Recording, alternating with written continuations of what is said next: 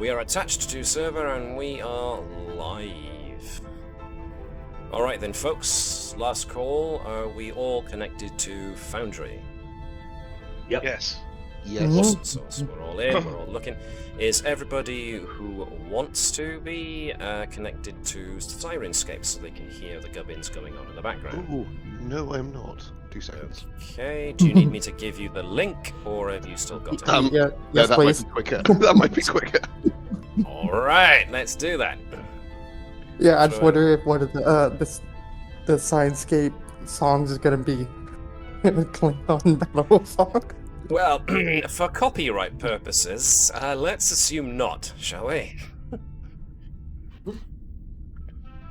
Because the Klingon war song might actually be property of Paramount, and yeah. I can afford maybe 4 seconds of it, unless we use it for review or parody. In which case we have to go through all 45 seconds of the Klingon war song and judge it on its accuracy, its... Or sing along. Or Yeah, sing exactly. along. As long if you're singing it yourself, you're fine. Exactly. So if everybody hums it, we should be okay. Right. If we're all in, are we all hearing Sirenscape alright? Mm-hmm. Sorry, I did not get any of that. I was listening to a Klingon war song. Touche.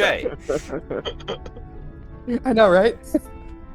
Well, in that case, I am going to turn off the intro theme. I am going to turn off the ship rumble as I turn us quickly over to that wonderful intro sequence that Webby made for us from our Navis crew. So we will see you in a few seconds, folks, after our intro video plays.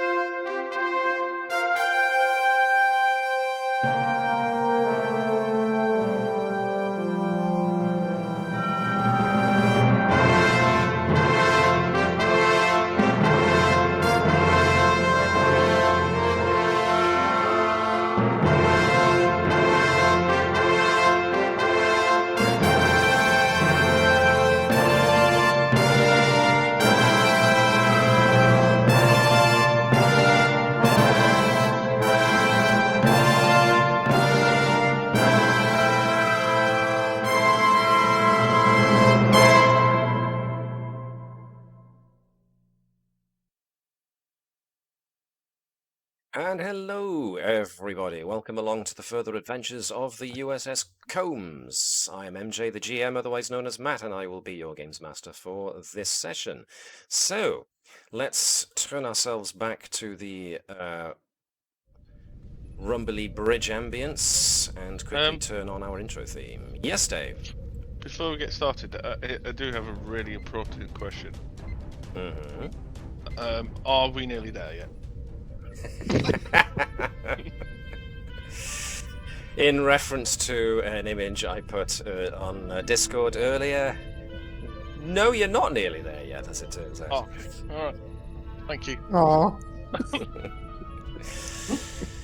Okay then, so, yes, thanks again to Webby for making that video for us. Thanks to Kevin MacLeod for the use of the song, The Rule, for our intro video music. Thanks to Ben Looms and the other guys at Sirenscape, as per usual, for being awesome, and thanks to whoever made the Star Trek Adventures system for Foundry, because we get to play on my favourite VTT. The case, does anybody have any announcements or anything they need to let everybody know about before we get started? Chris, I believe there's a new episode of... Yep. There is. Yep. Solarity episode 3 is now out. It's been up for about a week or so, so we're about halfway between episodes at the moment. Go ahead, enjoy. Probably start with episode 0 if you haven't already. It sets up a lot of the stuff in there. I play Elias, and I'm an absolute slime ball. And you hated every minute of it, I'm sure. Yeah, see, he's not even denying it. Oh god, it's probably the most fun I've had doing voice acting. Like, Nice. Yeah. Yes. There were in episode 3. I can't remember how many there actually are in total, but yeah. Okay then, cool. Check it out if you can. By the way, Slant. warning, swearing. Yes. Language warning, fair enough.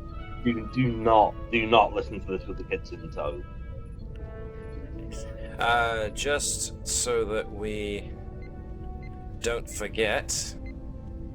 Let me just see if I can remember where it is.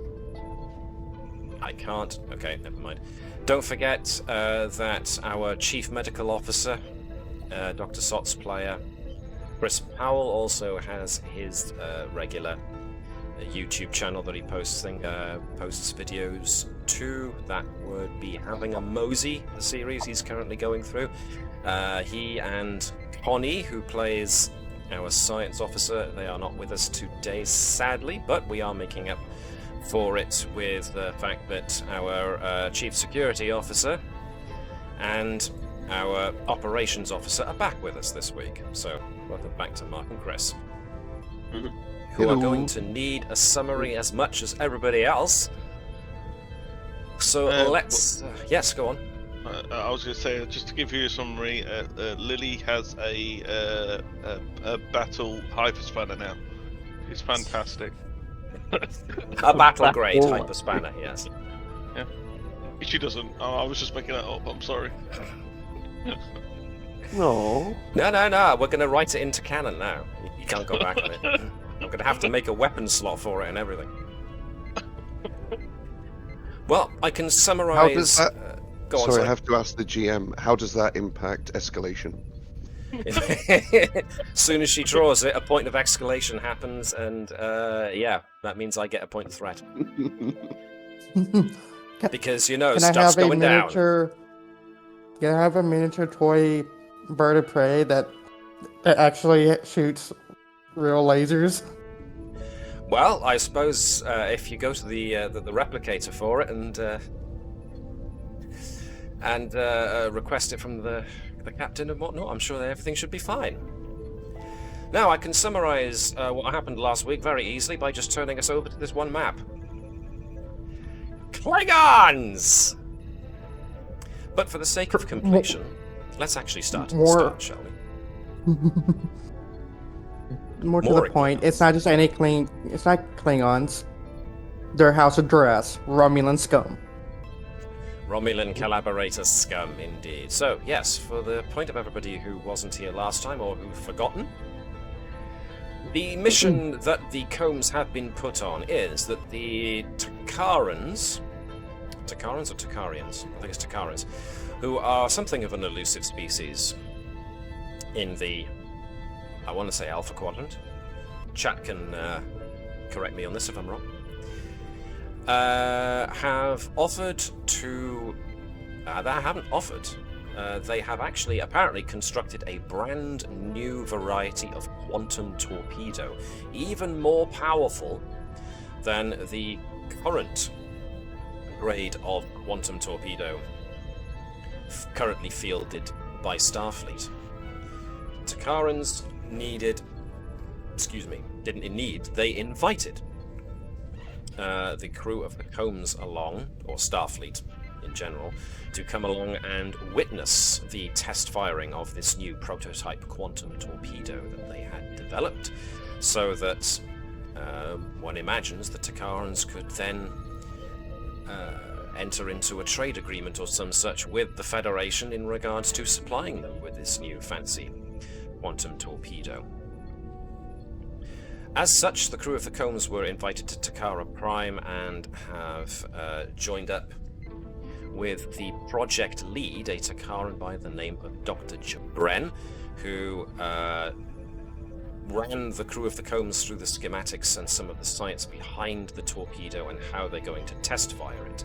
And that brings us to where we are here, where the test firing was to happen at the very, very edge of the Takaran system, which is, sadly, not that far from the Romulan border, but we'll get back to that.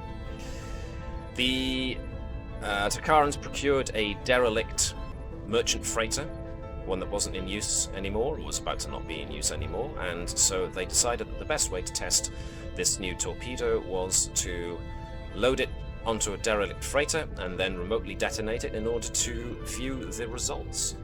As such, the Combs, being a Starfleet vessel and also an Intrepid class with its advanced sensor suites, should be better placed to be able to gather all the required data to determine whether or not it was a success or a failure. But folks have been getting odd vibes from Dr. Jabren. They're not entirely certain that the good doctor has been entirely honest with them. He's been interrogated and seems to be suggesting that the technology that has gone into the power source, at the very least, for this new torpedo seems to have very strong similarities to the micro... what do they call them? Micro-singularity technology that the Romulans developed for their own power cores. And Dr. Jabren, after his interrogation, has only so far confessed that the military, the Takaran military, gave him the power source to work from. But he's also said something, not exactly a warning, but more a recommendation. Whatever happens, you should let happen. Whatever that means. And around about that period where you brought Jabren back onto the bridge with a security escort in order to view the results of the detonation of the torpedo, which Dr. Jabren stressed was important to let happen. As soon as the Combs pulled back to its maximum safe distance rather than the minimum one, or at the medium safe distance, if I recall. It's not the minimum safe distance, the medium safe distance. No, it's the medium.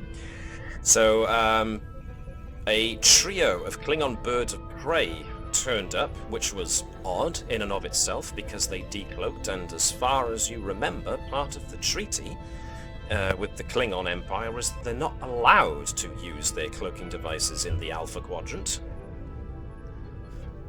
It's called not playing nice. But a trio of birds of prey did turn up, one of which was heading straight for the freighter with the torpedo on, and the other two turned about to put themselves between the Combs and the freighter, raised their shields and armed their weapons. And, as has already been noted, the house insignia on these birds of prey indicate that they belong to none other than House Duras, the now nefarious, infamous Klingon house that have collaborated with the Romulans in the past. So, that's where we find ourselves. So before we get started in earnest, are there any questions, comments, or concerns that need to be brought up? Things I've forgotten? Things that you need clarification on?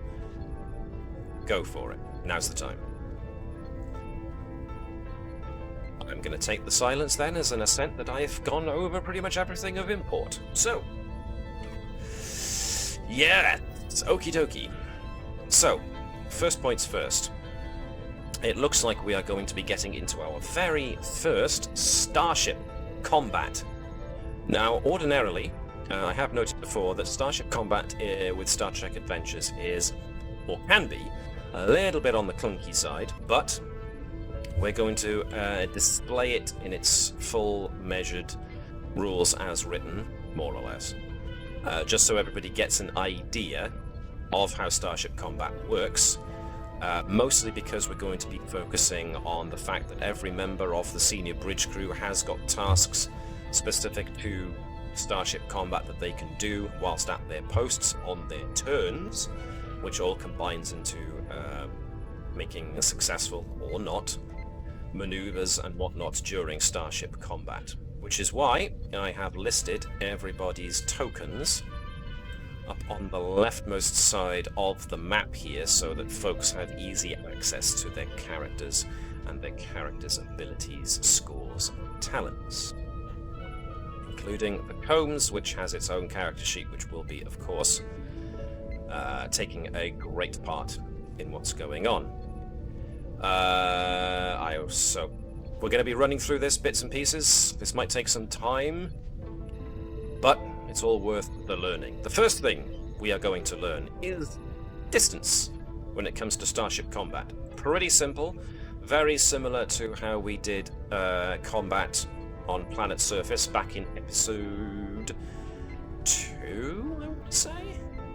Let's just check. I'm not making that. No, it's actually episode 3. Episode 3, Footfall, when we were able to have ground-based combat with a bit more space. So we're going to be splitting our map here into zones. Those 3 zones will do for now. So obviously, being a medium safe distance away, the Combs is now in its own zone. It can move about within that zone without having to perform any other actions or anything like that with ease. However, moving from one zone to a nearby zone is an action. A quick action, unless of course you're taking making an attack run or evasive maneuvers and that kind of thing. You can also put extra power in to move twice if you really need to. But the other point of having zones is how easy or how difficult it is to hit with weapons at a longer range. So it's the mainstay of why we are splitting our map into zones. I still have 8 points of threat, apparently, and you guys used to have 6, but between sessions you lose momentum, so back to 5. I am just going to switch us over to a different type of ambience. So I turn this down a smidge. So, Captain Sobek saw the Klingon ships coming around as he got the report from both tactical and sensors that the Klingon ships were raising shields and arming weapons, at which point Captain Sobek, in his typical deadpan Vulcan manner, shields up. Red alert. So... Wouldn't the shield already been up, because thanks to Hopkins, they were already on yellow alert? Quite. So, I've already expended the point of power necessary for putting the shields up, so they were already up. Good point. Well made. Red alert then. Can I just say something before we get into ship combat, please? Yes. I've got a talent called I'm giving it all she's got. All she's got, yes. Whenever somebody attempts a task with a power requirement aboard your ship while you are aboard, roll a 1. I have to roll 1 challenge die on an effect to reduce that power requirement by 1 to a minimum of 0. In addition, when I succeed at the power management task, you restore power equal to your engineering score rather than only 1. Yes. All very good stuff. Sorry, ignore what I just did there. That's fine. Yeah. And not only do I have the parent figure that we've been using a lot, but I'm also repair team leader as a talent, so we can repair breaches if we're successful in a damage control task. So if things get hot, we can spend momentum to repair breaches. Good. So there's 2 of us with shipboard tactical systems as well. So that's, Yes. It's almost like you're expecting a fight or something. Yep. Okay, so shipboard tactical systems. Klingon. Shipboard tactical systems are good focuses to have if you want to be a good tactical officer, or if you want to take over for one briefly. So, in typical combat fashion in Star Trek Adventures, if I can just unpause this here, it's usually you go, they go, you go, they go.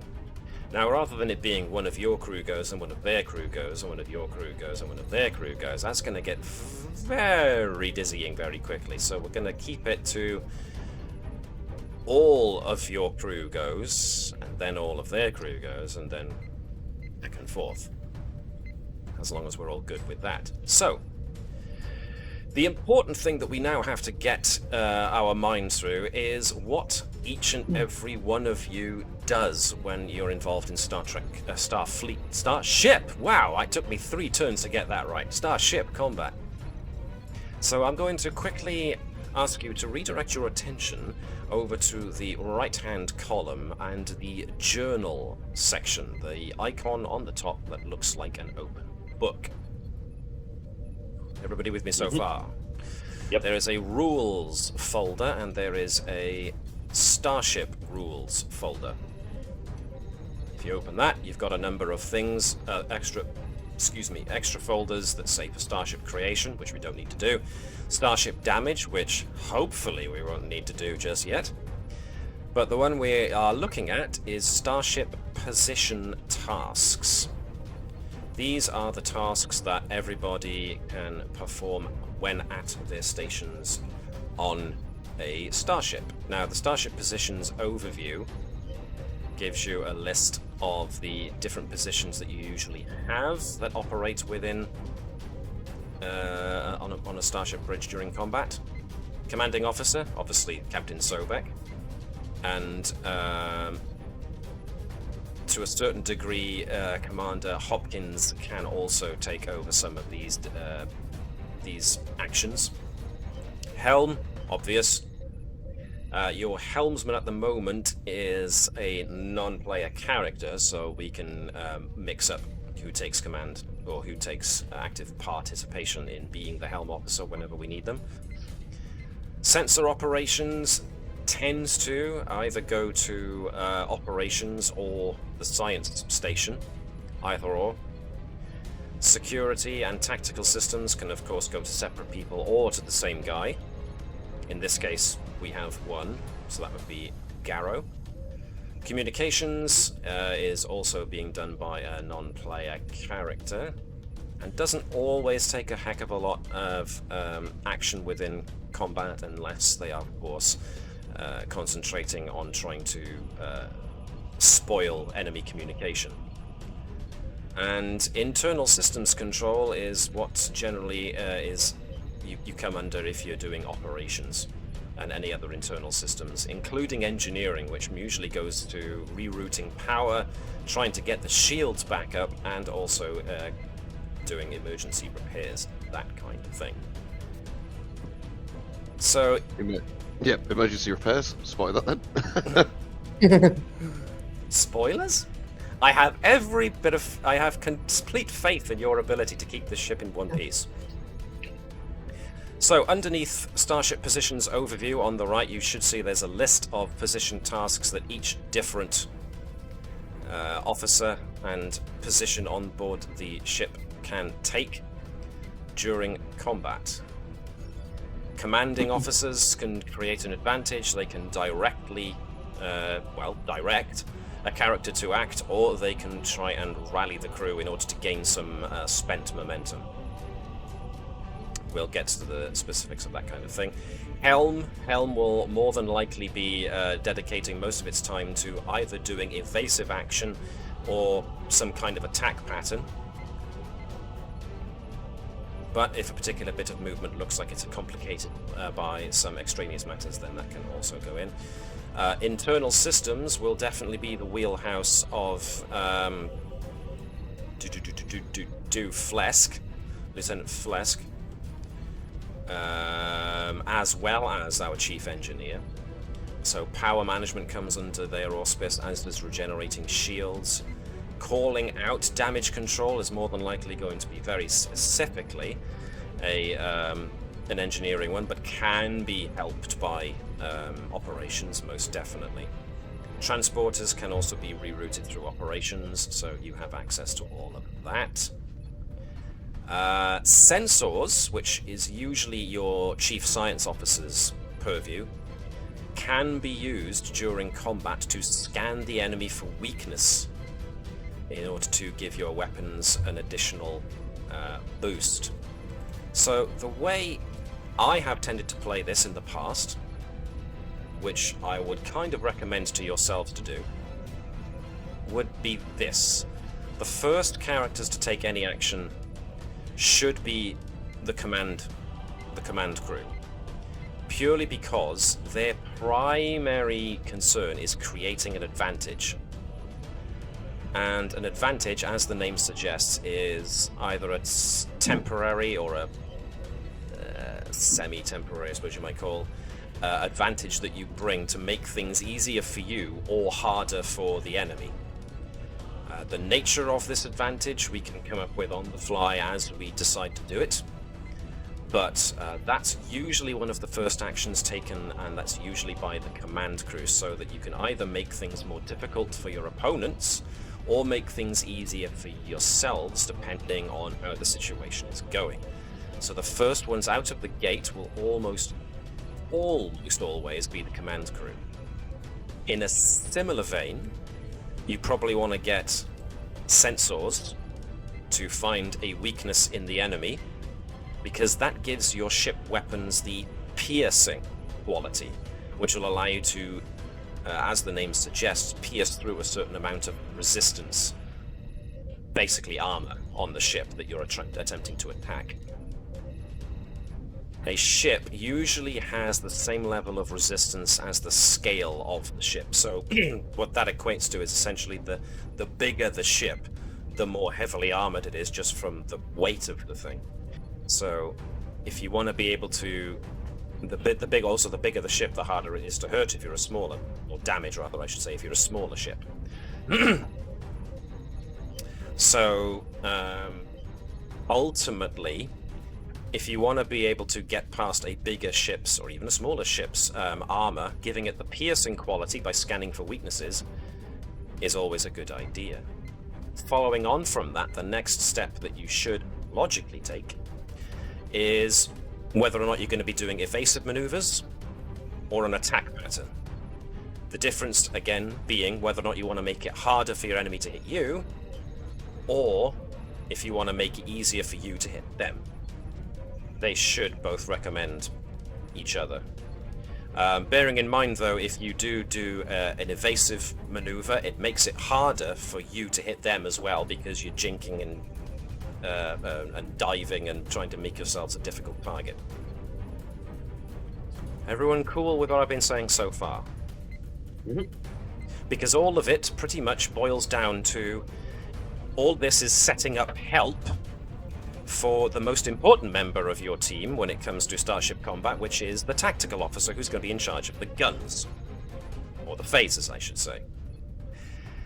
So depending on what kind of advantage you've put in place for yourselves or against the enemy, what kind of helm maneuver you're doing, whether or not you're doing an attack run or an evasive maneuver, and whether or not you've managed to find a weakness in the enemy, will all go to making it either easier or harder for your tactical officer to hit the enemy. And this will usually be the point at which point your tactical officer will either do an impressive level of kaboom or not.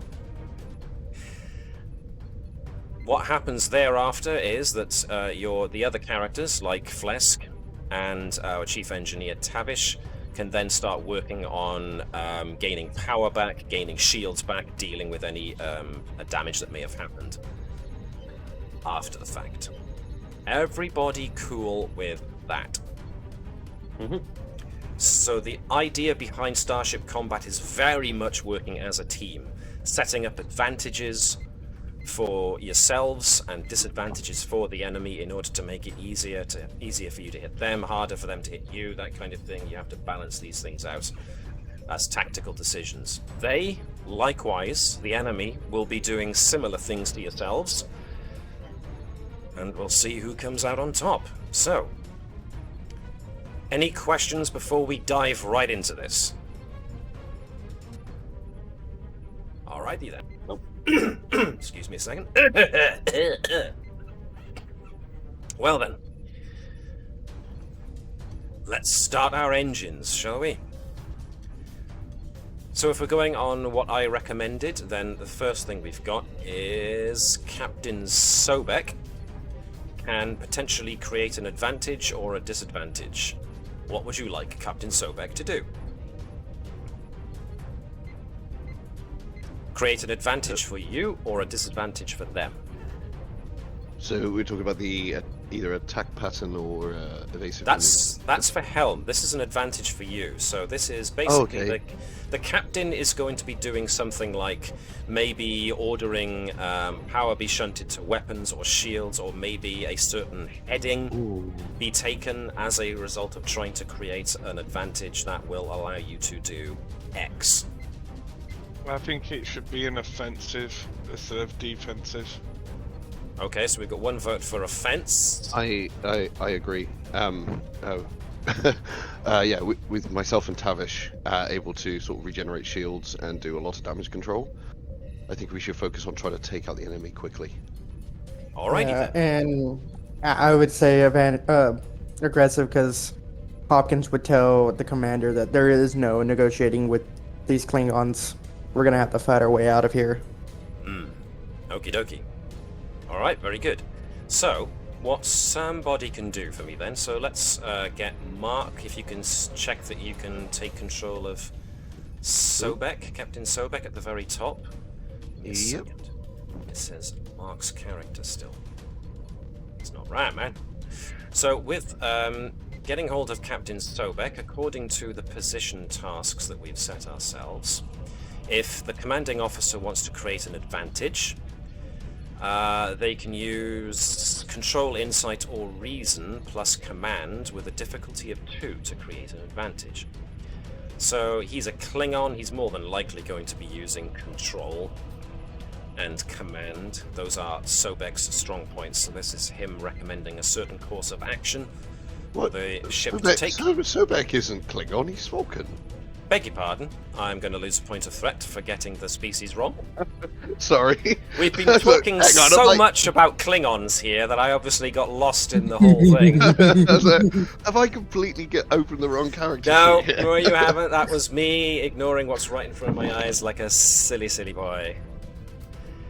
This is a good start, isn't it? I'm getting folks... Next I'll be doing damage to the wrong ships. Hang on, Matt. We shot the Klingon ships, not the other way around. Yeah, keep an eye on my mistakes, folks, just in case. Right, no, Captain Sobek is a Vulcan, therefore is more in command of his faculties, therefore it makes more sense for him to use Control and Command. Difficulty 2, he's more than likely going to be using one of his focuses like Observation in order to make an observed tactical judgment on how best to make you guys go. So, what's the aim with this advantage? Do you want to make the enemy easier to hit? Do you want to make the weapons easier to cause damage on the enemy? What kind of advantage would you like to see come out of this? I'd go for easier to hit, but... Yeah. Yeah. Easier to hit or easier to disable the enemy ship. Cool. Yeah. So, if I can get then Mark to get Captain Sobek his 2 dice with his focus of Control. I'm about to. I just want to check about Sobek's talent of Teacher, which is when you create an advantage for an ally, when represents guidance or advice. Re-roll a d20. So whoever's to do with... So yeah, when you create an advantage for an ally that represents your guidance or advice, that ally may re-roll a d20. So yes, very much the case. Cool. Right, so we're going for Control and Command roll. This is why he's a captain. Control and Command, difficulty 2. If you want to add any momentum, now would be the time. Unless you have complete faith in your captain's ability to do this. Team. I think we're good. Okay, go for it. I'm pretty sure that Sobek can do this. Yeah, let's keep the momentum where it is for now. Let's Alrighty. roll the dice. So... That is 2 successes on the beam, so we create an advantage successfully. Nice. So let me just make a note of that here. Easier to hit was the thing, wasn't it? Mm-hmm. So that's basically going to lower the difficulty of firing at the enemy by 1 step. Nice. And I put that there on the map so that we can all see that we've done it, so we all remember it's there. Cool beans. That will last for the remainder of this entire turn. Now, the next up will be Hopkins, who has similar abilities, but let's also bear in mind that there are other tasks that can be done. If I can just find the list of generic tasks. Communications, internal tactical transport, spatial habits, combat. Right. Starship combat, combat tasks, and minor actions are also things that everybody can do regardless of position. They can interact with an object in the environment if you need to. They can change, here's an important one, they can change their position. So they can move to any other station on the bridge or any other location on the ship as a minor action. Because at the moment you've still got turbo lifts, so you're able to, if you wanted to, you could change from being on the bridge to being in engineering or to being in the main deflector array. Those are options. You can prepare for a task.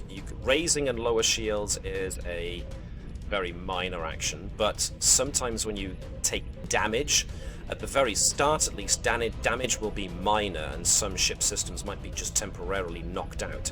You can use a minor action called Restore in order to try and bring that system back up online. So theoretically, I could remote detonate the torpedo that's on the derelict and hopefully destroy the other one of the Klingon ships that's close by that doesn't have shields. If you wanted to do that as your action, then yes, you could try that. Wow, that giggle you've got going on there suggests that you are not only giggling but rubbing your hands with glee. By all means, Hopkins can try that as her action. Yes. So you don't have any focuses on this, but because this is not technically a tactical system, all you're doing is patching in the frequency that the detonation signal should be on, and then transmitting it. So there should be a control and let's go with control and security check to transmit the detonation command. This should be just difficulty 0, but we're going to make it difficulty 1 because you're doing it in a stressful situation. Can I use? I'm gonna use determination. Which determination would that be? Never back down, death before dishonor? I mean... Probably death before dishonor. So, okay, we're viewing this as Trasa does not want the hated Duras to get their hands on this. It would be a grave dishonor that she would have let down her house if the Duras were able to nick something she was supposed to be overseeing. So yeah, I can go with that.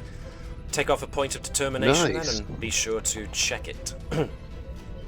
4 successes, which means you got way over and above what you wanted. Trasa punches in the command codes, this frequency code I should say, in order to that Dr. Jabril, I forgot. Oh, I don't get that determination You back. don't get it back. Dr. Jabren. I remembered it as the moment I turned over to the bridge map. Dr. Jabren gave you the detonation frequency, so Trasa inputs it, hits transmit, and nothing happens. The console in front of Trasa confirms that the transmission was sent, that the frequency has been locked in correctly.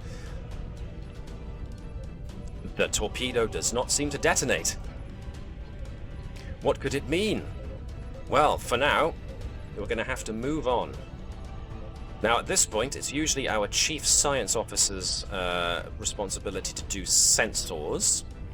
So since we've had Mark and we've just had Elizabeth, let's move over to Well, Chris is going to get the fun of firing phasers, so let's go with Dave. If you could go to Neshlel character sheet, please. Although, I will allow... I mean, like I said, Chris is going to get the fun bit of firing phasers, so let's go with Mark can be the ship assisting with this. Nope. So, what we're going to want from Dave, have you got Neshlel's character sheet up? I have. Cool. Yes.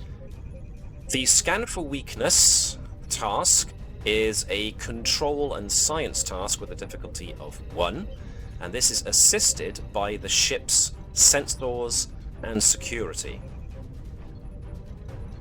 Now, the difficulty increases by 1 for each range category between close that the ship is and their intended target. So, this... Mark, you're about to ask a question?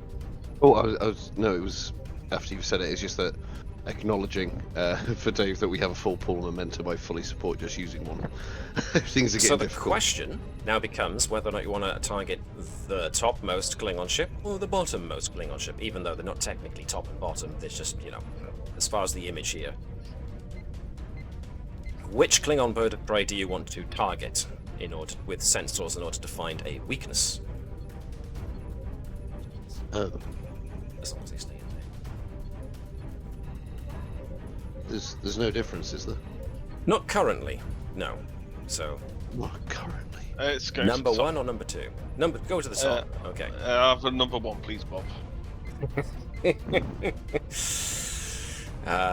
Nice. Okay, so we're going for the topmost one, which means Neshlel will be scanning that bird of prey for weaknesses. So, like I said, with sensors, it is a control and science task, 2 dice, whereas the ship will be able to assist with sensors and security, rolling 1 dice. So, Dave and Mark, are you both clear on what you need to do?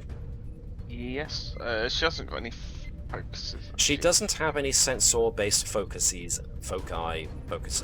But the ship does advanced sensor suites. Yes, indeed. So the difficulty goes down. So you are technically scanning something within short range. So the sensor difficulty doesn't go up by 1, because you know this is your range, this is short range, this is medium range. Okay. So this actually brings the difficulty down to 0. That sounds good. That's good. This is why an intrepid class is very good at this kind of thing. And I do think we should use momentum as we got a full pool. There's a small chance we get it back. Mm-hmm. Okay, I'll use momentum. Cool. All right then. I'm rolling 3 dice. Yes. You are rolling 3 dice. Mark is rolling 1 dice. Control and science, isn't it? Indeed.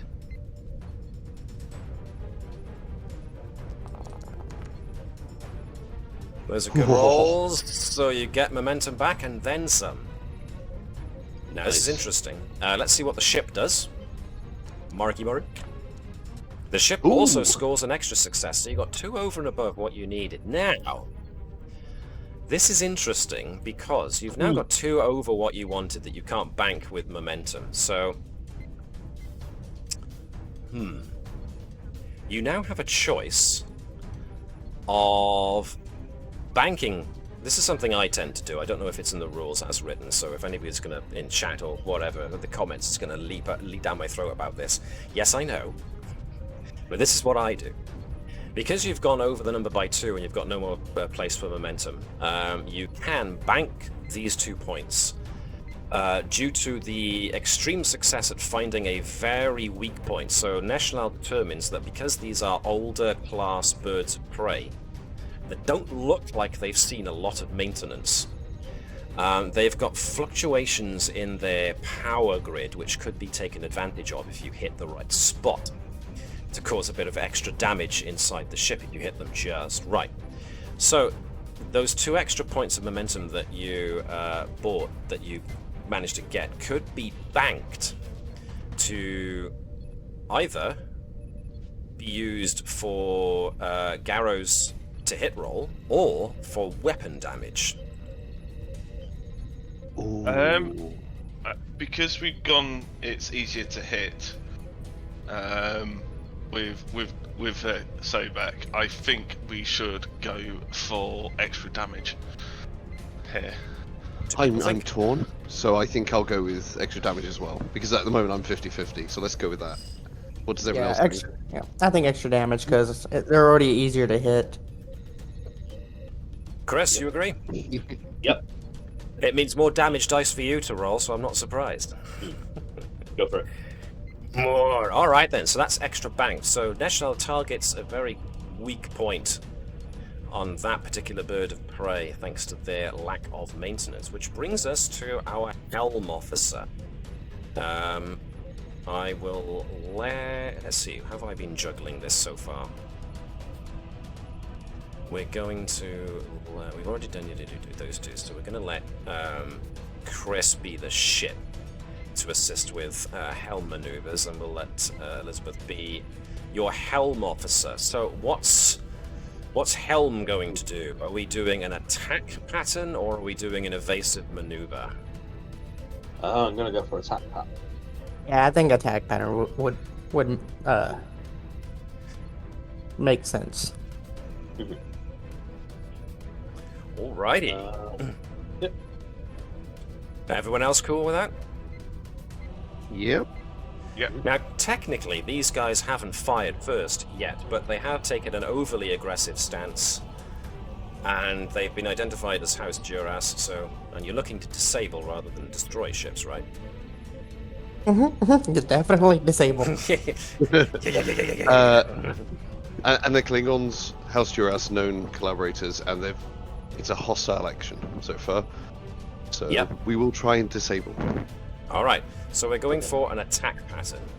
Let's see if we can pull this off. So, like I said, if Elizabeth can open up Lieutenant Commander Lian Zhang's character sheet, you're going to be rolling daring plus con. She does have propulsion systems as a focus and therefore can use that.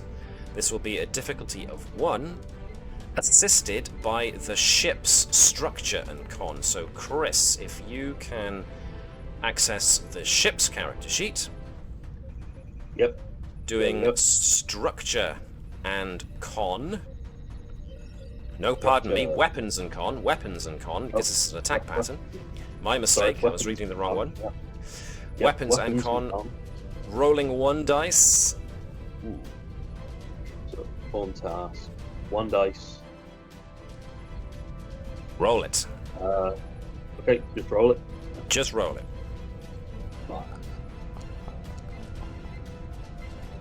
Alright, so the good news is that was a successful attack pattern. However, there was a complication. Lieutenant Zhang, not expecting to having to do ship-to-ship combat, throws the combs into an aggressive attack pattern, which does make the ship's superstructure groan a little bit, and as such, the amount of power it takes out of the ship is 1 more than it should be as she swings it around in a curve and goes into an aggressive attack pattern. So even though an attack pattern would usually cost you 1 power, in this case it cost you 2.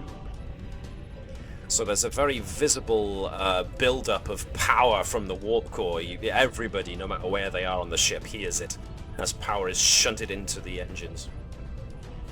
And the ship is thrown about. So the topmost, the blue bar on top of your ship is for power, the green bar on the bottom is for shields. Same goes for enemy ships. Was power used then? Technically, yes. Does this count towards your ability? That wouldn't happen if the Combs had an Andorian helm officer, says Webby from the other crew. So, whenever someone attempts a task with a power requirement, yes indeed, you roll a challenge die. So, roll your challenge die, Dave. Number of dice and pool? It's just 1. Just 1. Just 1. Let's see if you managed to lower the power by 1. You did! 1 effect. On an effect, you reduce that power requirement by 1 to a minimum of 0. So, and I restore power equal to my engineering score, which is 5. But that won't be until you attempt the restore power action. Oh yeah, power. When you management succeed task. at power management, you will restore power equal to your engineering score rather than 1, which is ridiculous, but giving her all she's got, Captain. So that's good. That means that as long as you keep on top of your power management, you should be fine. But as such, yes, with Hopkins' help, power is shunted from additional systems in order to compensate for the handbrake turn that Commander Lian Zhang does when she swings the ship around into an aggressive posture. Which means that at long last, we have set it up. Actually, I haven't put it down, so let me do it. Somebody, name me an attack pattern. Attack pattern Delta 43. Anybody got an advance on Delta 43? Nope. Nope. Delta 43 it shall be. Did Cap- Matt say Hopkins or pardon Tavish? I didn't say anybody in particular, I don't think, but if No, the chap I would don't like know, to I correct me on thought that. I may have accidentally let it slip. Beg your pardon if I did. Attack pattern Delta 43, which Captain Sobek raises a Vulcan eyebrow at. He's pretty sure that one's not in the in the manual, but nevertheless, he lets it go. It's from the Tavish. It's from the Tavish Hyperspanner book. I see. Alright, so, all in all, you have lowered the difficulty to hit by about 2 steps, which is just as well because you're going to be firing into short range. But you've also twigged up some extra damage, so it's that time. It is that moment that we've all been waiting for, particularly Chris. And I'm going to ask for Liz to be the ship in this regard. When you make an attack using the ship's weapons, you do a control plus security task for Lieutenant Gerkow, who should have shipboard tactical systems, as we've already noted as a focus. Yep. The ship will be contributing with weapons and security. So if Liz, you can do that for us. The difficulty is determined by the type of weapon used. You are using you are armed with phaser arrays, which means the difficulty is 2. It's made. I've also got phasers here. Is that just hand-to-hand phasers or? One imagines. Ship more tactical Well, systems makes more sense. Yeah. Okay. So Now, technically, yes, phasers and focus phaser arrays. So, yes, sorry. Gerkow, it should be control and security with 2 dice with a focus. Elizabeth, if you can help us out by rolling for the ship being weapons and security, rolling all of 1 dice. This takes a point of power. 3 successes and an extra success on top of that. You get... Whoa. Okay. So first things first, Dave, roll your special dice to see if the power cost is mitigated. Is it every time? Yeah. Yeah, whenever someone uses a ship with a power requirement, yeah. So roll it again.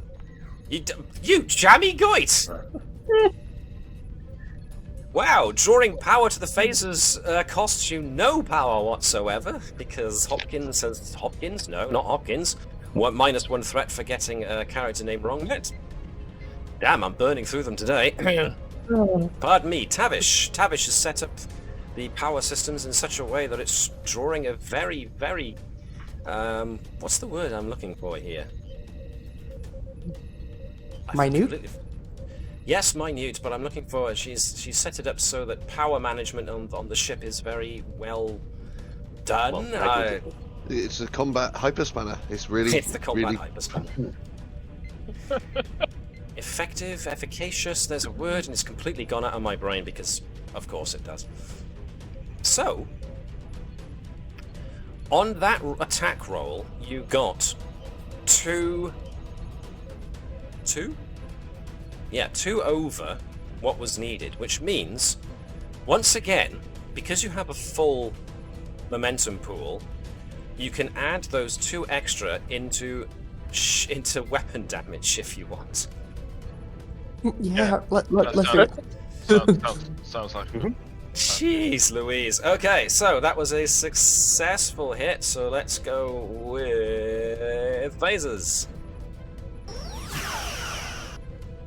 Okay, so the thing with phaser arrays is they have some very special qualities. Area and spread. Now let me just get ship weapon qualities and effects. So spread means that the attack can inflict additional damage elsewhere on the target. So if you roll effects on these damage dice, which you're about to, from using the phaser array, if the attack manages to go through to hit one of their shipboard systems, as in it gets past their shields, for every effect, you have the chance of hitting an additional system. But for now, whilst their shields are up, you have got the spread special ability as well. Pardon me, no. Let me get this right. No, pardon me. Let me do that again. Sorry, I'm reading the wrong stuff. Phaser array has got the area effect quality, so that you can target several targets at once. If you roll a effect on one of the damage dice, you can choose to direct some additional fire to another target within the same area. In this case, within the same zone, as long as it's reasonably close. So you have that option. Whereas, just like I said then as well, because it also has the spread option, you can do additional hit for additional effects. Do we want to just try and whack out the power on 2 Klingon birds of prey? Because that's amazing. Yeah. Now, it's also got the versatile quality, which means that they generate bonus momentum, but you've generated a ton of momentum on this, so you don't. You've already got all the momentum you're going to get out of this. But those are options. So if you see effects rolled, you have options available to you. Tactical options. Very interesting tactical options. So, you hit. So, Chris, if I can get you to open up the ship's character sheet. Yep. Next to phaser arrays, down in the weapons bit, there should be a Starfleet insignia next to phaser array. When you hover over it, it turns into a dice. Click that, and you will roll damage. Then, let's roll some additionals. You only got 3 there, so let's see what else we could do. There is a red Perform Challenge button on the Starship's character sheet. If you click that, you will be asked for a number of additional dice. Oh, sorry, red Perform... What was it? Red Perform Challenge. It's underneath the Systems list. Okay, on weapons, yep. Weapons security, or just so there's a list of ship systems that says communications, computers, engines, sensors, structure, weapons. With me? Yep. Underneath that, there's a big red button that says Perform Challenge. Got it. Click that, it'll open a secondary window. It'll ask you for a number of dice in pool. You have 4 extra dice to roll, so put that in there. Roll! We got an effect. Alrighty. So we have generated 6 successes in total with 1 effect. So the choice you have here before you, my friends, is either to use the effect to do area in order to strike the additional bird of prey, or to do a spread, which means you hit if the attack inflicts if 1 or more effects are rolled, the attack inflicts 1 additional hit to a random system, which deals half damage. So So you get the choice of either hitting another target or hitting the same target twice. A random system I don't like, because we're trying to take them. We're not trying to wipe them out. We're trying to take out their power and disable them. So the random system, we might hit life support or something. Systems you can hit will be communications, computers, engines, sensor, structure, weapons. Well, if we do hit life support, that doesn't really matter. We win. Still. Should we still win? Sorry, was that a bit too gruesome? Like, Hopkins can still technically save them if it hits life support. We just beam that entire crew into our brig. We should have a big enough brig for an entire bird of prey crew. We're gonna self-board. We're gonna teleport them aboard to board us. No, just into the brig. Okay. Right into the brig. Clear out the brig, we're getting a dozen new guests. Alright then, so... We've rolled all the damage, we've done the easier to hit, we've done attack pattern delta, we've rolled an effect. Are you hitting the same ship twice, or are you hitting two separate targets? I'd want to hit two separate targets, but it's not my call. What do you think, guys? Hit two separate. There's two votes for hit separate targets, so... Liz, Dave, Yeah, what do you think? Let's see if we can't knock out two birds with one stone. I see what you did there.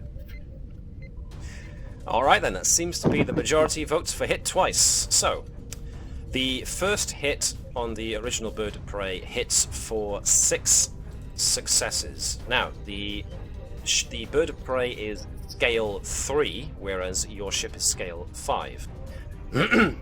Which gives you an idea of the disparity, a slight idea of the disparity of size. So the birds of prey are smaller ships, but as such they have a resistance of 3, just like their scale. So they take 3 off of your success, off of your successes, which means that 3 are left over, which get taken out of their shields.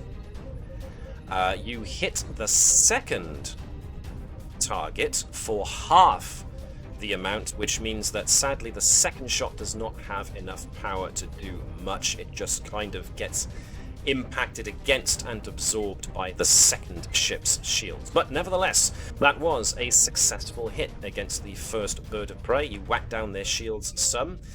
Estimation is their shields are now down by 33%. Well done, folks. So that was your turn in ship-to-ship combat. What happened to me and Phlesc? That's a good point. That's a good point. Thank you for reminding me. Let's not just all do the shoot, bang, fire. Let's do the actual stuff. Right. So at the moment, ship's shields are still up and functional. So what I can suggest is that maybe you, if Tavish wants to do the power management option to regain your power, you can do it now, because you've spent all the power you need on doing stuff. Phlesc, however, can either act now or maybe act later in case you want to put Phlesc on putting shields back up if you take a hit. I think... Alright. Sorry. Go ahead. No. Yeah, you were probably about to say the same thing I was going to, which is let's do that. I'll be in backup. I was going to say, that's what I was going to say. Yeah, having that safety net of Phlesc. Yes. All right then. So power management is done without any input from the ship. So this is all down to our chief engineer, what she's doing. Power management requires. Now this is interesting. Either daring or control and engineering. So it's whichever one you choose to use. I'll take control because it's one better than daring. Okay. You can succeed at cost if you really wish, but you have got quite a bit of momentum. So we do have full momentum. You do. So this is going to be difficulty 2. Using a focus of power systems. Yes, indeed. Complication range is 1. Yes. Complication range is normal. At the moment, your ship has suffered no ill effects, and therefore it should not be affected in any way. Number of dice. Do we want to use a momentum here? Does it make sense? I mean, we've got it. It's a full pack. Yeah, of we momentum. might as well use it if we've got it, and we are at the moment rolling really well, and we're not taking too many, are we? Yeah. You haven't taken anything yet. Yeah. So, No harm in taking that extra momentum for now. Yeah. okay, go Okay. for it. All right. Control plus engineering difficulty 2, if you please. 3 successes overall. So, this means that power is regained to the number of Tabish's 5. engineering discipline, which is 5, which means you regain all the power. There's a very definite whirring sound from the systems as power is shunted back out from the core into the various subsystems of the ship. She's humming like a purring kitten right now. So, yes, very good. Very well done. You can't gain any more momentum than you've already got, so that's cool. Now it's the Klingons' turn.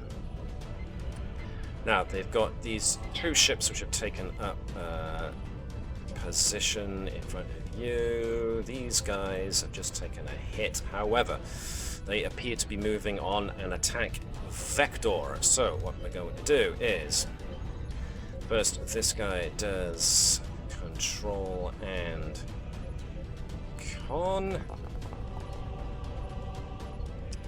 with structure and con as an assist, taking a point of power. I got 2, which is what I needed for an attack pattern. The next one up is going to be... Ooh, let me see. It's going to be their engineer trying to get some power back from their systems.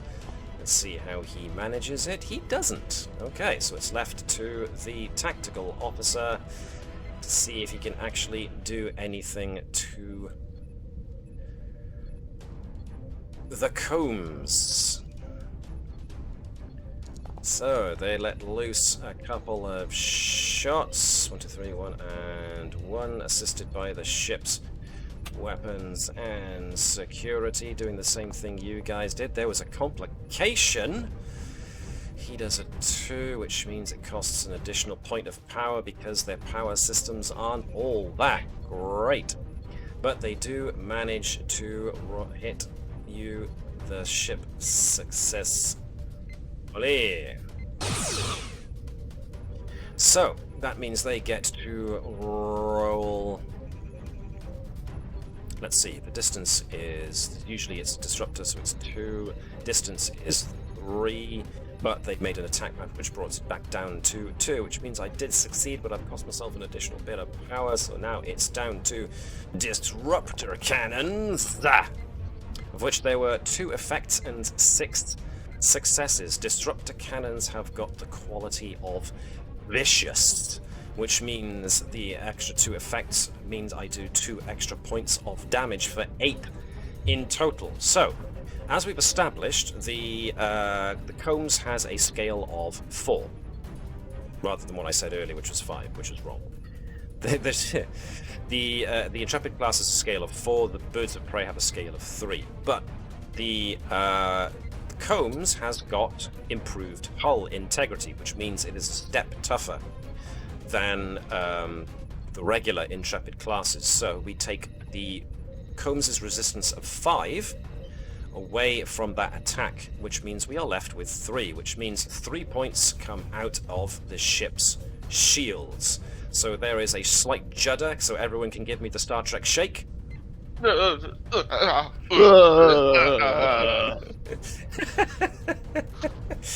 As the first Bird of Prey opens up with its wing-mounted disruptor cannons, taking some of your shields down.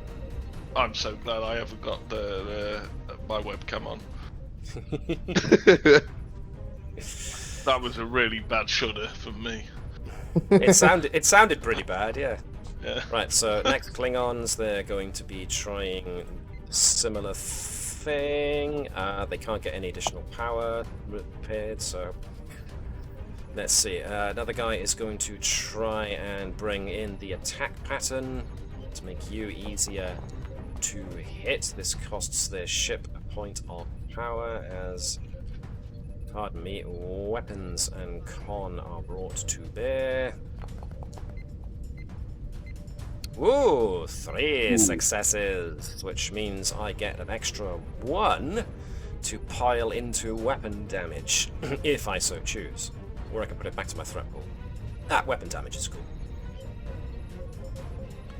So, the attack pattern has made the attack that much easier to do, so let's do it! 1 success.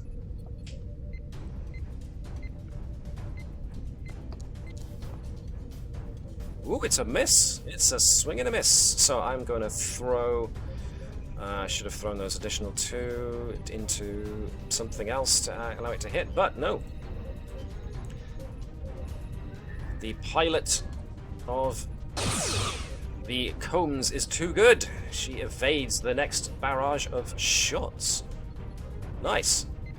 And so, we are left at the end of round 1. Before we end round 1, we can give Phlesc his turn. I'm going to regenerate those shields, thank you very much. Yes, indeed. I was getting to you, honestly, but I was making sure I didn't forget something by checking my notes. So, internal systems, regenerate shields. For you, this is going to be a control and engineering task with a difficulty of 1. Phlesc has got... A focus in electro power? It's got a focus in electro power, but this is shields. Losing power to the shields emitters. Yeah, no, not really got anything really. If you had anything specific to shields, yes, but you still got pretty good engineering either way. But the ship does help. So, Elizabeth, if I can get you to be the ship, because it will assist with structure and engineering.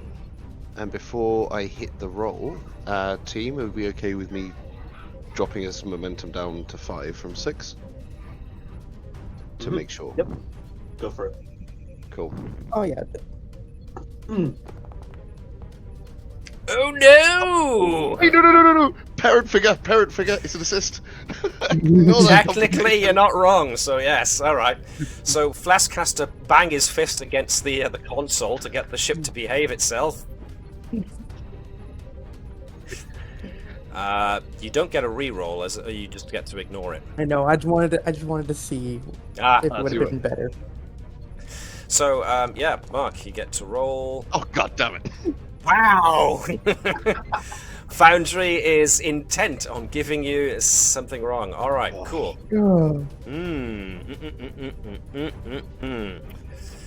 Roting. This is the first time Phlesc has actually been in a fight, it seems. So he's fumbling with routing power back to the shields. So overall, the thing was a success because it was a difficulty of 1, which means you got 1 over and above what you needed. But I am going to... No, this is a complication. Let's make it a complication to matter. Yeah, so you can either put that extra success back into your momentum pool, or you can actually let me make it easier on you. Put that extra success back into the momentum pool, because what happens next is, actually no, that might not be a good idea. Let me read this text again. Hang on. Right. If successful, you regain 2 points of shields, which you were successful. So you regain 2 points of shields. Nice. However, Phlesc unfortunately shunted a little too much power through some of the forward shield emitters and burnt out one of the shield emitters. So you have permanently, until repaired at least, for the rest of it, until somebody gets to repair it, you have now suffered a point of damage. Blown shield emitter. So, I will direct your attention, everybody, if you can look at the ship's character sheet. Shield number 10 can now no longer have power put into it to regain it. You're stuck at 9 from now on as your maximum, thanks to that complication. And if you want to keep track of damage reports, if you scroll down in the center of the bottommost row, there is the damage report section of the character sheet of the ship. There is there's a message from main engineering. It's anonymous. It just says, "What the hell are you doing with my ship?" I was going to swear there. Yeah, I've noticed. What the hell are you doing with my ship? Now, before we completely end this turn, there is the matter of the other bird of prey. Lieutenant Gerkow on sensors gets a sensor alert notifying her that, which she can bring to the attention of everybody. The third bird of prey has still got its shields down, and she's detecting evidence of a transport in operation.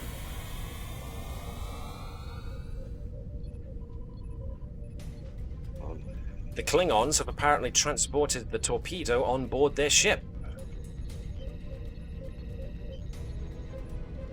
So, we are going to roll around to round number 2.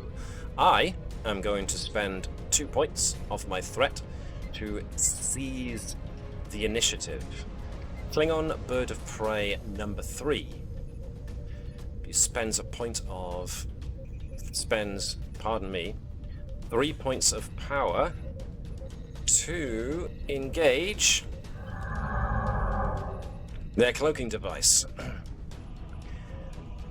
And then does another action, which you don't know what it is, but you can guess.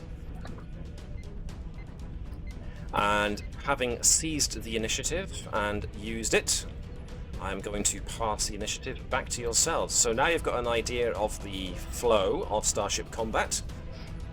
Start telling to me what you want. No, I had an idea of what I was going to do on this next turn, but unfortunately, You know, right?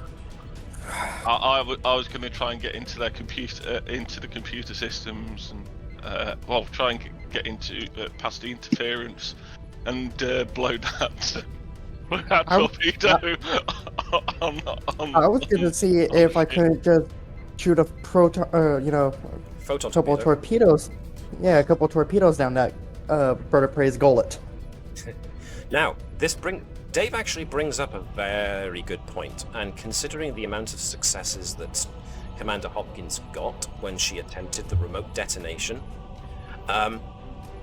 Dave, you said you wanted to get past interference. Hopkins can tell you there was no interference. Oh. There was no interference that should have stopped that transmission going from the combs to the derelict ship. The transmission was sent. It was sent clean. Well, the doctor is gonna have an interrogation with a certain engineer and a certain hyperspanner. That's a good point. You're gonna have to beat somebody to the punch on that one. Now, I hasten to note, let's take us back to the bridge briefly, because Lieutenant Garrow is on his station on the tactical systems, doing his thing. Tavish is more than likely on the engineering station on the bridge, doing her thing. Phlesc is on operations as per usual, doing his thing. Everybody's doing their thing, which leaves Ensign Akos holding on to Dr. Jibren, which is, an easy thing for Akos to do, because as an Edosian, he's got 3 arms. But Jibren pulls something from his lab coat and injects it into Akos, who goes a bit woozy, falls down, before Jibren races into a turbo lift.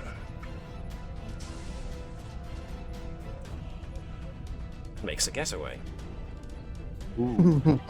So he thinks. Okay. So he thinks.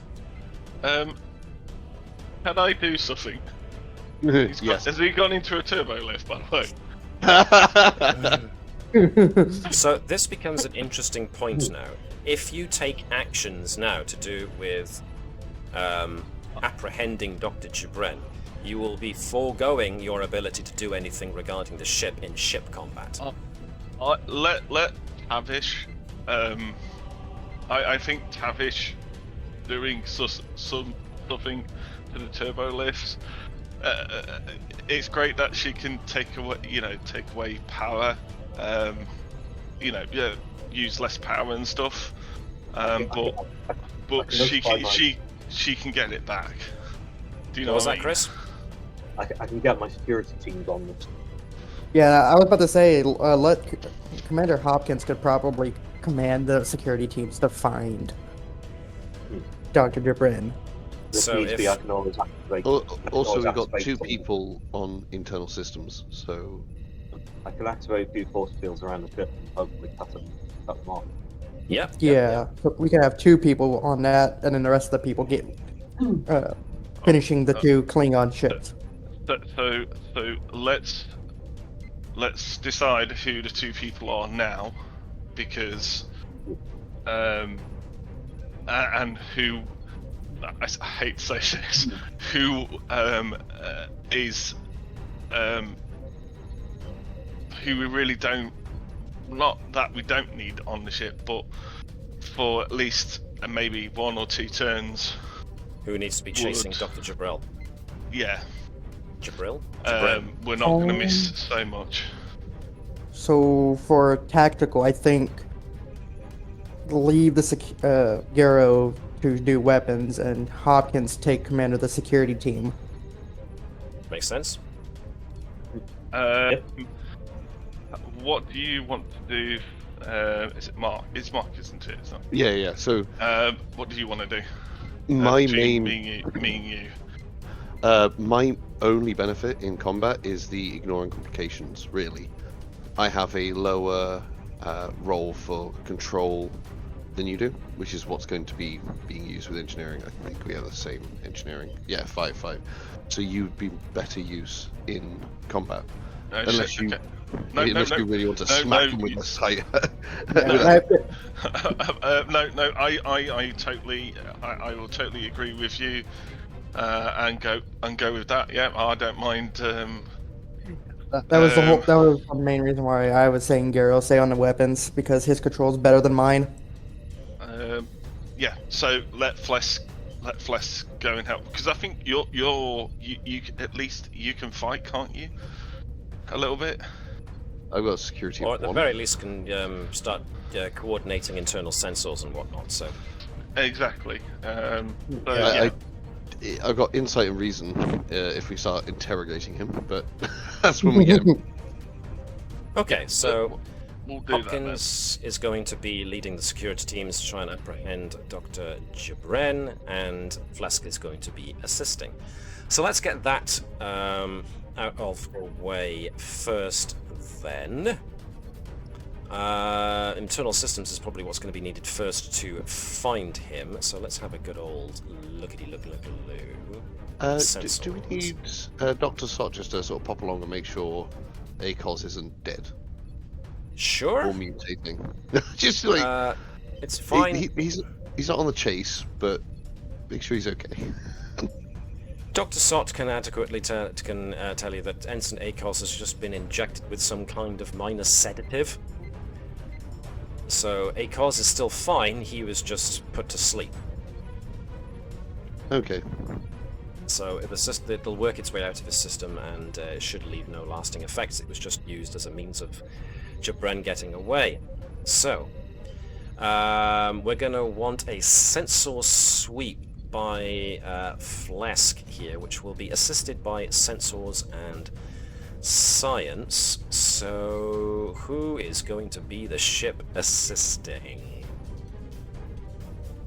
Who hasn't had a good old roll? I mean, Liz, you're going to be doing the security thing in just a moment. Tavish, Tavish is probably going to be doing energy, power-related shenanigans. So Dave can probably focus on that when we get to him about it. Same goes for you. So I suppose it makes more sense. Chris. Yep. If you could be the ship for me, so I'm going to throw us back to the space map for a minute. Okay. Oh, and I just saw another reason why Hopkins should be the one that does security. She has a better presence than There you go. Gerkow. There we are then. So you can stop them on force of personality alone. Or else. But first things first. So, Mark, if I can get you to give me Phlesk's reason and science task. Will there be any applicable...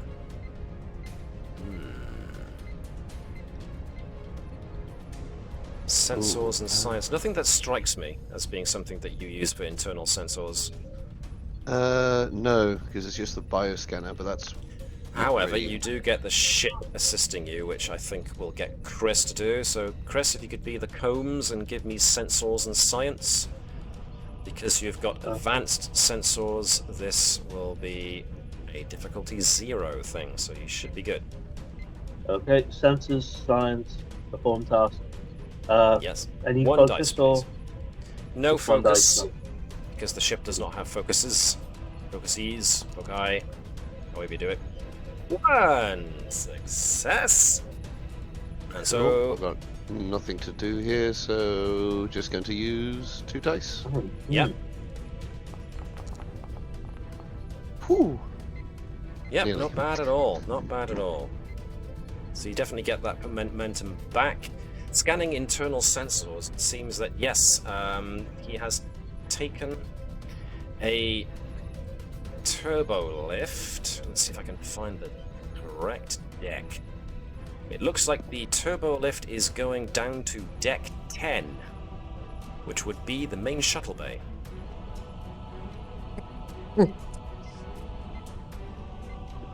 So that gives Phlesc. That allows Phlesc to give Hopkins. I'll get people the wrong way around.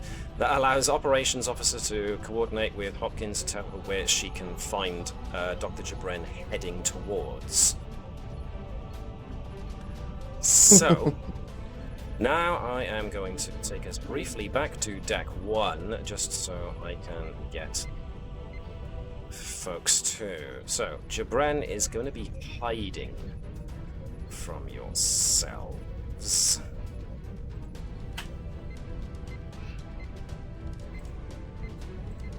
He's going to be doing that to hide with, which is not very good at all. So if I can get Hopkins... Let's see if I can get you to give me a... Let me see... Insight and security, please. No real focuses that you can apply here, but this is you trying to find somebody that's hiding from you.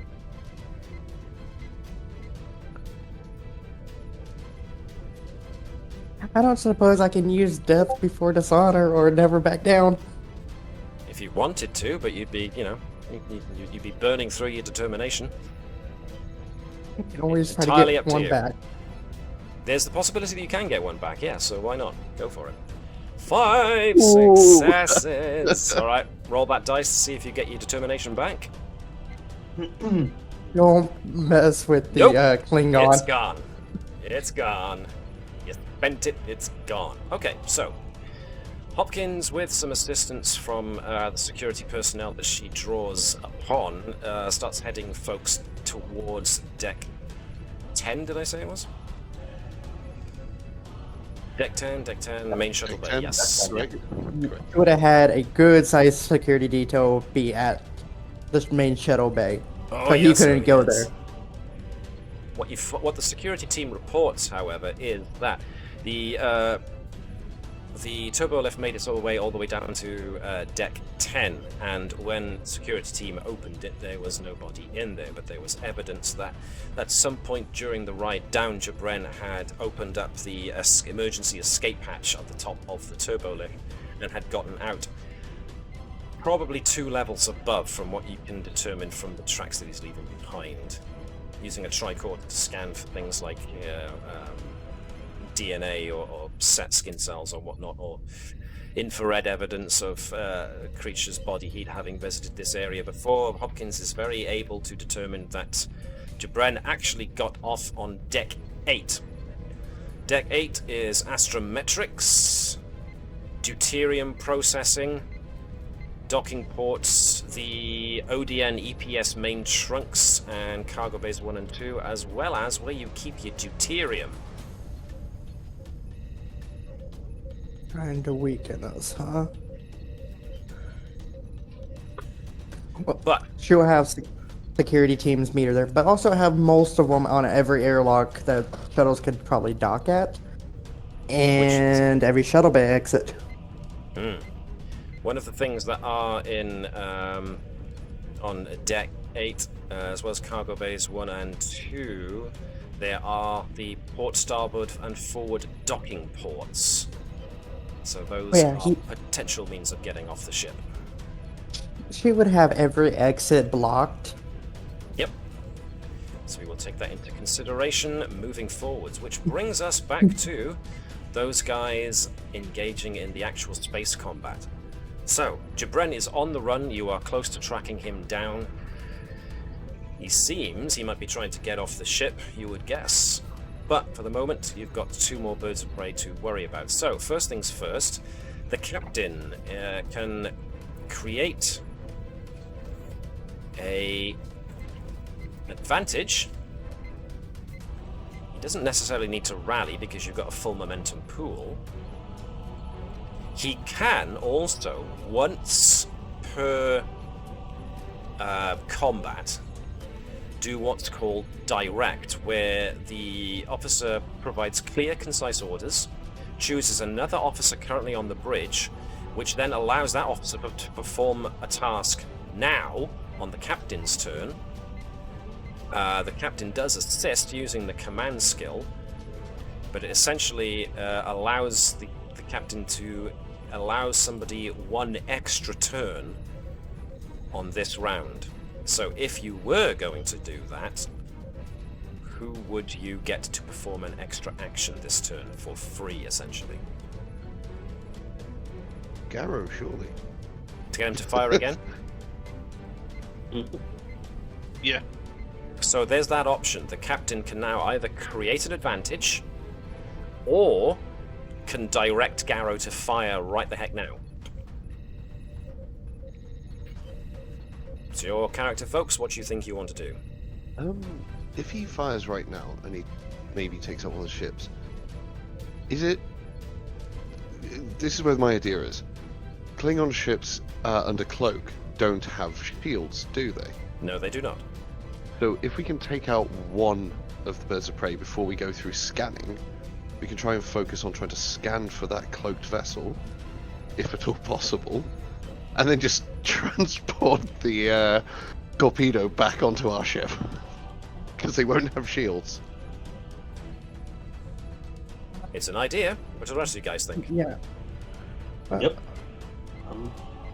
All right, everybody seems game for it. Yeah. So it looks. I mean, like... also, Go on. Also, worst case scenario, if we disable one of the ships, use it as a Trojan horse. I was wondering how long it would take you to get back to that.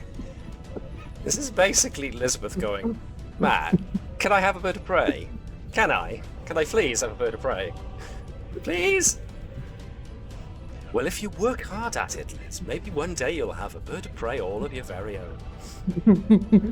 And that's what you're doing right now. You're working very hard at getting your own bird of prey. Hit to disable! Hit to disable! Just be lucky you didn't put a cruiser, because you would be going for that. Well, if I'd put a cruiser, things might have been entirely different. But let's go with what we've got so far. So let's see how we do. Do we want then the captain to use his action to give Garrow a chance to shoot now.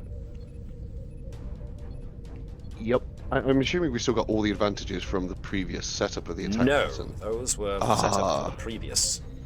So Garrow will be operating at firing at a distance without the aid of attack patterns or advantages or any of that stuff. It'll be an off-the-cuff shot, as it were, shooting from the hip almost. I still think it's worth it. We can almost take out, or even take out that weakened one with no power.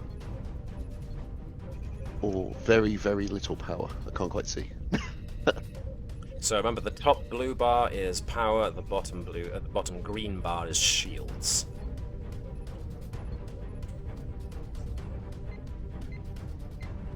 So we're still on wanting to go. What does Garrow's characters think? Yep. Chris is like, let me shoot, just let me shoot, just let me shoot, just let me shoot. I got the feet ready. He's got his finger poised over the button. And we do have a full momentum pool if we want to just chuck another dice. That is true too. All right. Yeah, I was just curious what he wanted to say because he was being very quiet. Chris is like that. He's quiet until he's not. Then he's a Super Saiyan. Anyway, that was our first cross-franchise comment of the afternoon, so there we go. Alright then, so Captain Sobek uses his direct action to order Lieutenant Garrow to open fire on the first bird of prey. It's in a weakened state and therefore might be able to do it. So, it basically means that Garrow gets his turn right now, which is going to be control and security. It is going to absorb a point of power for weapons, so Dave, do your thing. See if we don't expend that point of power.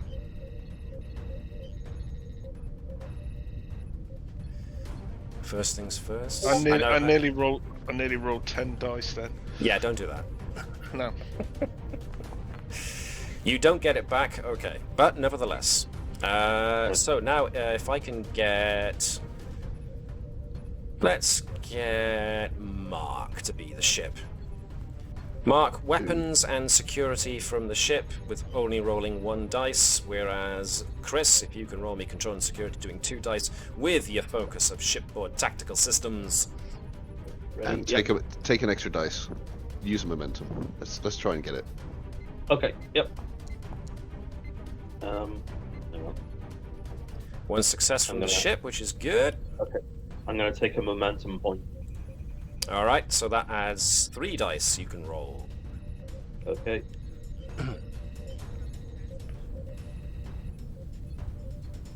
Fire. Let's see what we get. 4 successes! Wrong sound effect, but I thought I'd go old school for just a second. There we go. It's fun having the old sound effect. Let me do it again. Anyway, I'm easily amused, so sue me. I was that was as well. Don't worry. 5 successes over, which means you can either... You got 2 over and above what you needed. So you can either bank 1 of them in order to get you a full momentum pool again, and use 1 for damage, or use them both for extra damage. What do you want to do? I'd say let's have a look. How much damage do we need to cause here? Well, their shields are still 2/3 up. I'd say put them both in damage. Both in damage. Alrighty. So then, if you can go onto the ship's character sheet and roll phaser arrays, and then roll extra 2 dice in the same fashion we did before. Me or... Sorry, So you're rolling phaser arrays. Okay. And then use the perform challenge button to roll an extra 2. 2.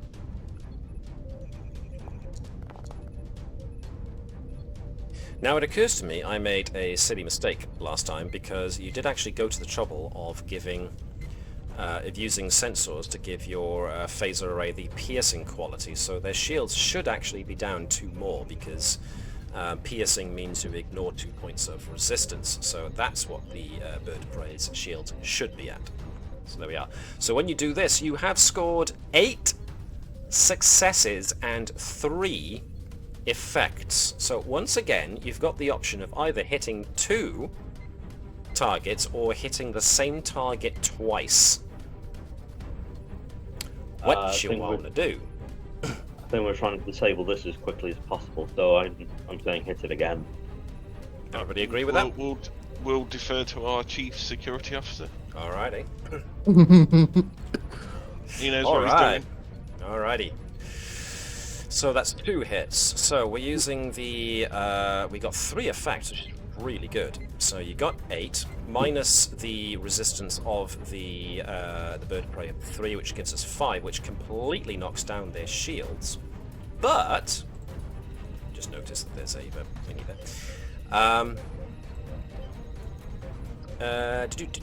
That first shot completely takes down their shields, which means by hitting it twice, we spend 1 effect to do the second shot.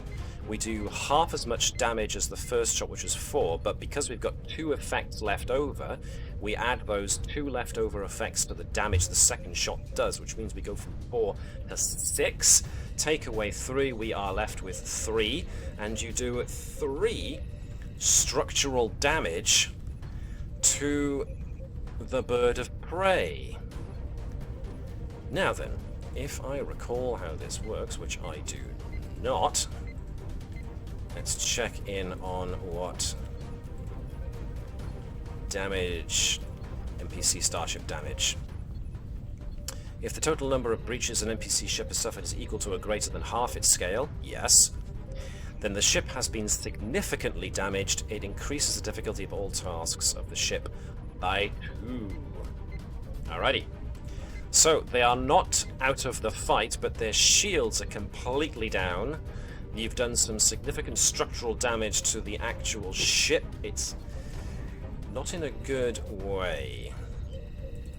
So this guy gets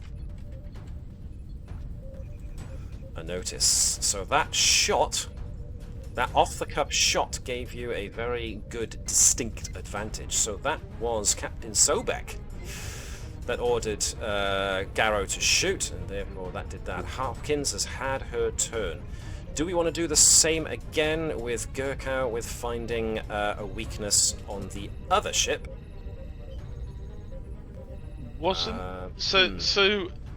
Is there any chance we can? Because is there any chance we can scan for the? Oh yes, of course, the derelict torpedo. Yes. Really good point. Really, really good point. Give me just a second then. Yep. Can you just these are the voyages. Yeah. And I did see the fact that we haven't got quantum torpedoes, but we're doing really well. Yeah.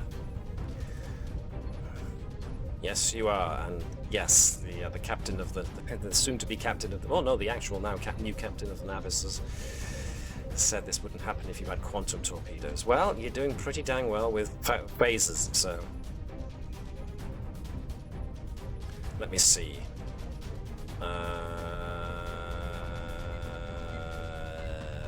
Where is what we need to scan for the? So I'm just checking through the notes a sec to see what exactly what we need to find. Aha! Find where the torpedo went.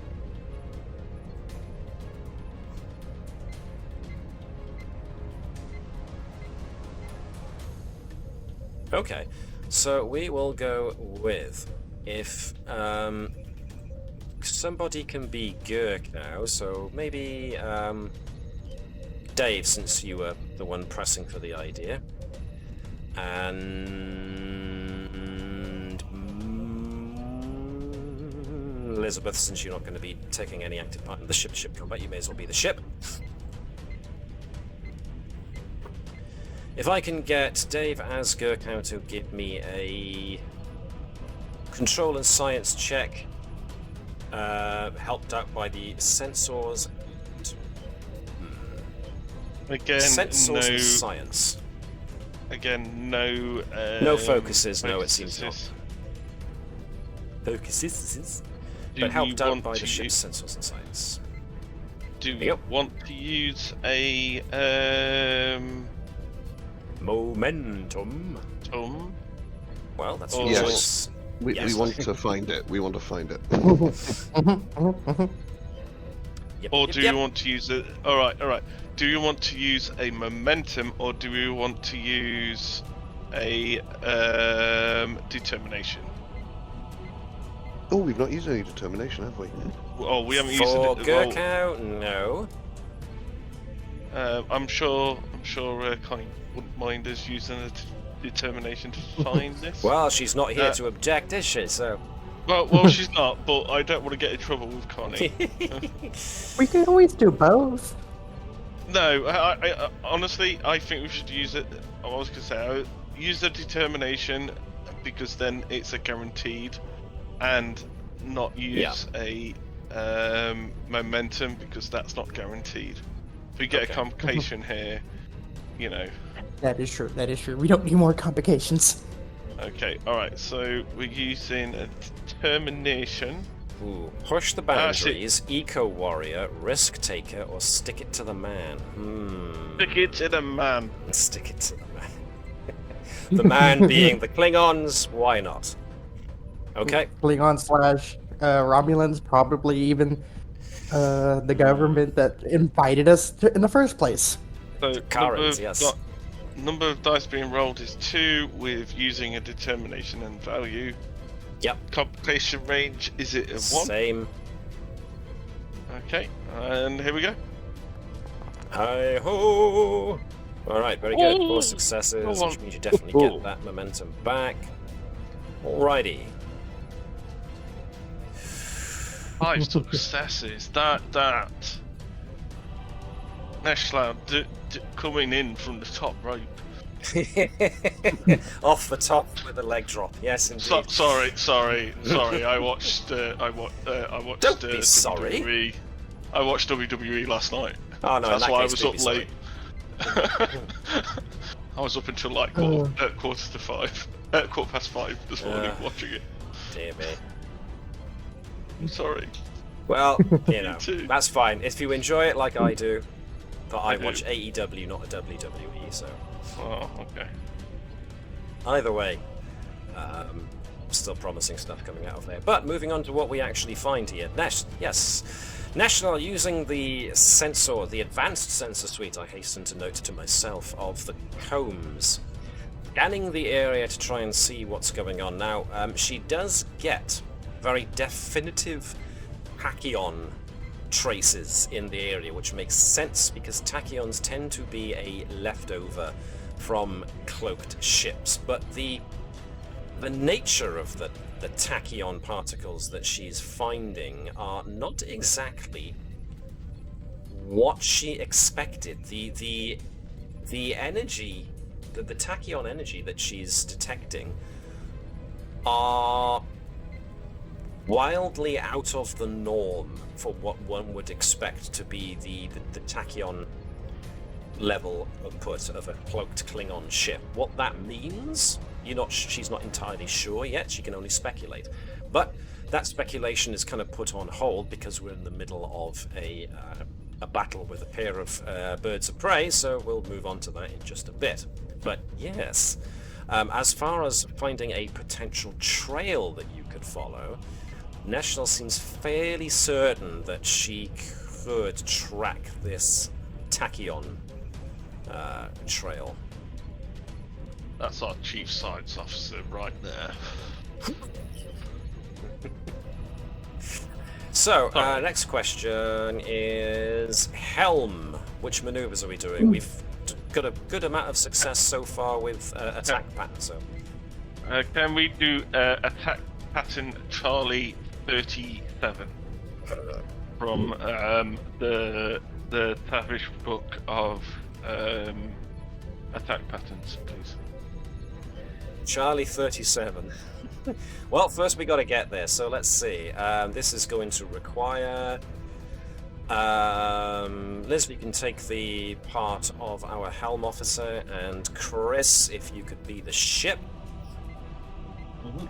This is going to take a point of power, so before we get there, let's do Dave and your power-related shenanigans. Yeah, I knew this would come in handy. So good. So good. So roll your dice then, Dave. Let's see if you get that power back. Come on. Yes! Oh. This well, is well. Tavish's ship. And she's got it fine-tuned to perfection. So I now can- let's... Go on. I can just imagine Captain Sobek just about to say, like, attack, and then you can just hear Tavish go, attack pattern, Charlie's 37, the our chief, is it our con? Yeah, helm con, same thing. Our chief helms officer just Shrugs like and getting goes with it. just getting more and more annoyed that it's actually Tavish telling her what to do.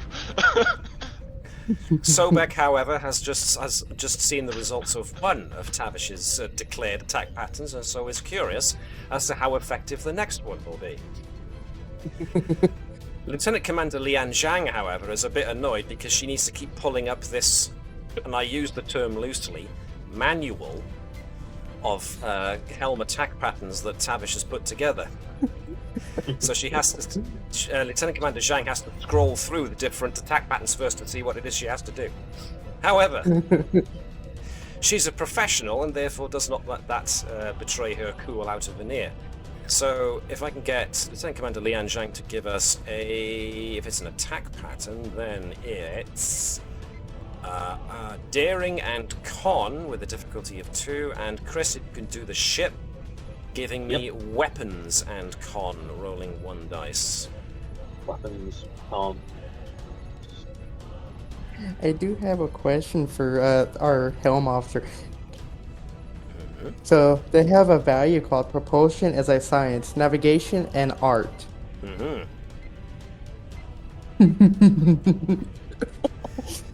A focus and a value.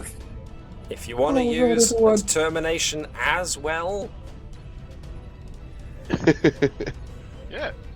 there we go then. Okay. Here goes. Jeez, with that roll, you don't need it. Nonetheless, you add fuel to the fire. So that was a difficulty 2 for an attack pattern, Charlie 37. Lian Zhang's hands dance across the helm controls as she swings the ship around, this time without the excess power drain. Did we want the combs to move in order to share the same zone as the Klingon ships? Yes. Seeing as the thingy's not there anymore. Alrighty. Let's pull the attack pattern over. Actually, no, let's use the gap that the combs has left. And let's give it a bit of distance so we can see special effects going off. So, that's the attack pattern. Successfully done. Now, I hasten to note that you also got how many over and above what you needed? 4? Jeez. With a full momentum pool, I'm guessing those extra 4 dice are going into damage. Yep. Speaking of, Garrow, you're getting spoiled. This time you get to shoot twice. So the question now has to be, are you going to try and disable the remaining ship, or are you going to try and bring the other ship down to similar levels of depleted as the first one? I mean, the other one doesn't, with +2 difficulty to everything, it's going to be much less of a threat. Yeah, and if we get a couple effects, then we can always Spread push it. the effects. Yeah, spread the effects to that ship. Oh shit, that's a really good point because it's got no shields. Indeed. That's why the last one didn't work when we did the spread. Ooh, I like it. That sounds like a really good idea. Yep. You going with that? Yep. Okay, so control, security. With Liz, since she came up with that plan, you can be the ship. Weapons and security from the ship. And we do have full momentum, just throwing that out there. And Dave gets to do his thing with the dice. I'm gonna throw a point of momentum in there. Okay. So the ship targeting system offers no help to Garrow whatsoever. The difficulty is now down to about 1, but you get the power point back. And he gets 2 successes, which was exactly what he needed. So we are firing at this fellow here. Pardon me. Boom. So, this is going to be, once again, rolling damage, and then adding 4 extra dice for the fact. Criminy! This is why you don't mess with Starfleet! Okay, so phaser arrays. Yes, please. Just checking, does it have vicious because of the attack pattern? No. No, okay. You do not have disruptors. You jeez Louise. Okay, you got 4 effects, so you can do the area shot, which means you can hit both targets. Okay, so that will be under perform challenge again, yeah? Yes, please. Oh yeah, I forgot about that. Limey. Let's see what else you pull out. Okay, so number of dice in pool is 4.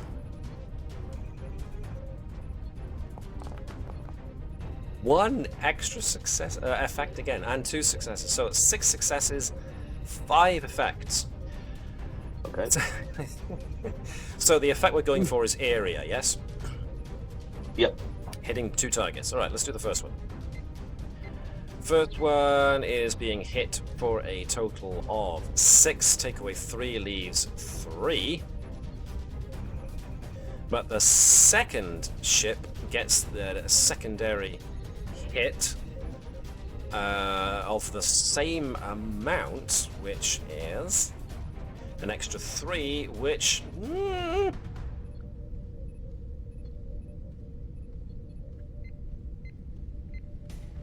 3 minus 3 is that, minus that is more than it's got left. Yeah. It has been destroyed.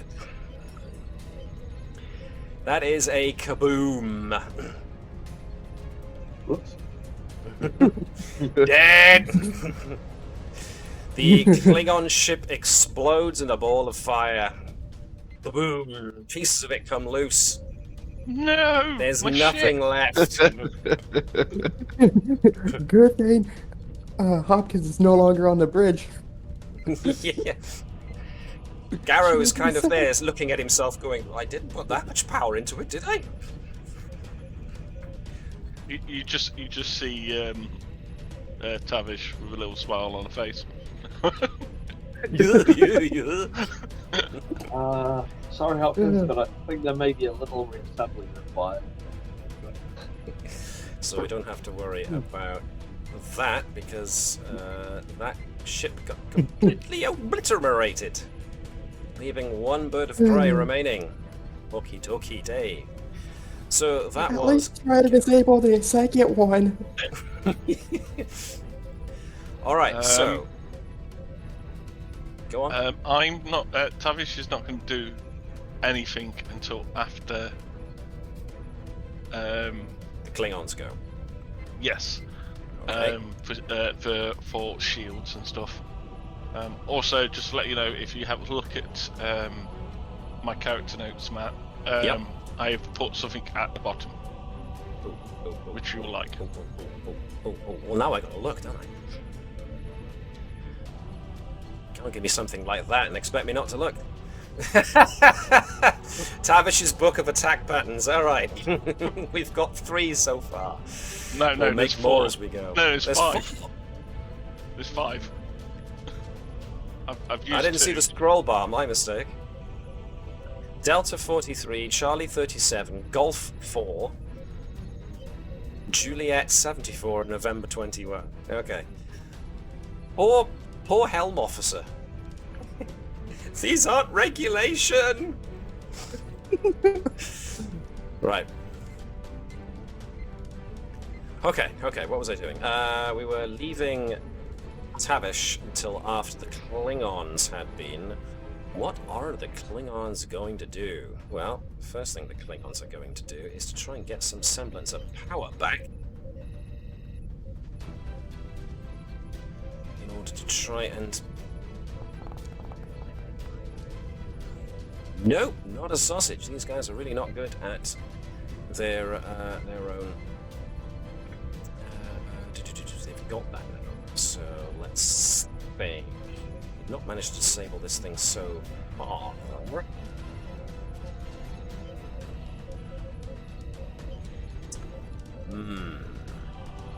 Alright. I know what I'm doing.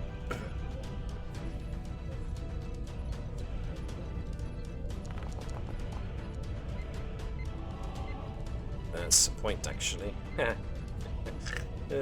Silly me. Right, so that plus the ship is 3 successes overall, which was more than enough to score a hit against... Pardon me.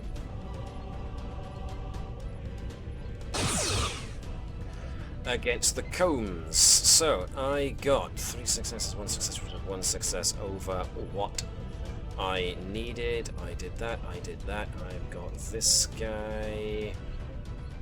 What can I do with this guy?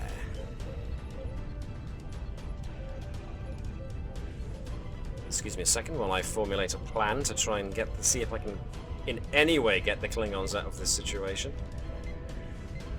Answers in chat if you've got it.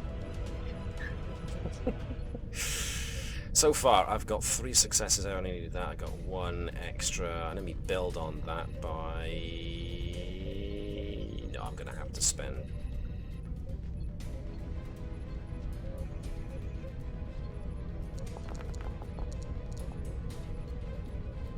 None. These guys are so dang poor at keeping their power levels stable. Nevertheless, that was a hit, and that was a successful shot and a successful hit by the bird of prey on the comb. So let's see how we did with an extra dice of damage. Ooh, I got successes on all of them. Right, so I say all of them, on many of them. So that's 9 successes and 4 effects. That's 13. It's 8. Wowzer. Alright, 2 things happen. First of all, the Klingons come surging in at the cost of their ship's own personal power and let out this fusillade of shots from their wing-mounted disruptor cannons, which batter the unholy wasname out of the shields of the Combs. Thankfully, the shields are just about still up, but they are down to 10%. Not only that, but if I recall, let me just confirm this. Cannot. Let's see. Damn it. Starship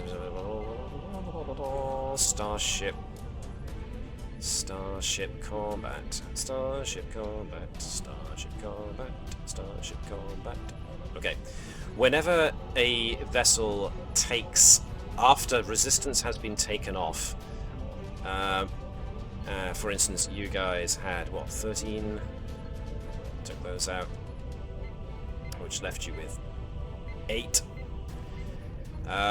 If you're ever left with 5 or more points of damage that a shot has inflicted, even after resistance has been taken away, and even if shields are still up, you've inflicted enough damage to cause a breach to a random system. So this is what happens to the Combs under this barrage of shots from the wing-mounted disruptor cannon. So, everybody, give me your best and most dramatic Star Trek shake that you can manage. Oh. And I am going to roll. I'm gonna roll to see which system was hit. Random roll. So let's see what I get. Better not be my engine. Structure. Alright, so structure takes a breach. So this means the superstructure actually takes a bit of a knock, which does mean that everybody does get jostled around. So the entire ship shudders, power conduits rupture, consoles explode, and personnel are hurled around. So, I was going to say, are we doing the hurling? if you want to, hurl yourselves around. Just make sure to take your headsets off first if you do it, because, you know. Okay, give me 2 seconds. Now, because it's me doing this, I also get to roll a 6-sided dice, a challenge dice. If I roll an effect, a random character has actually been injured by a console exploding in their face or some such. So, here we go. Roll! I got an effect! A random crew member gets hit. Who is it? Let's see. I'll roll on the table. Who is it? It's Lieutenant Garrow! Oh, Oh no! So, I am afraid. Yes.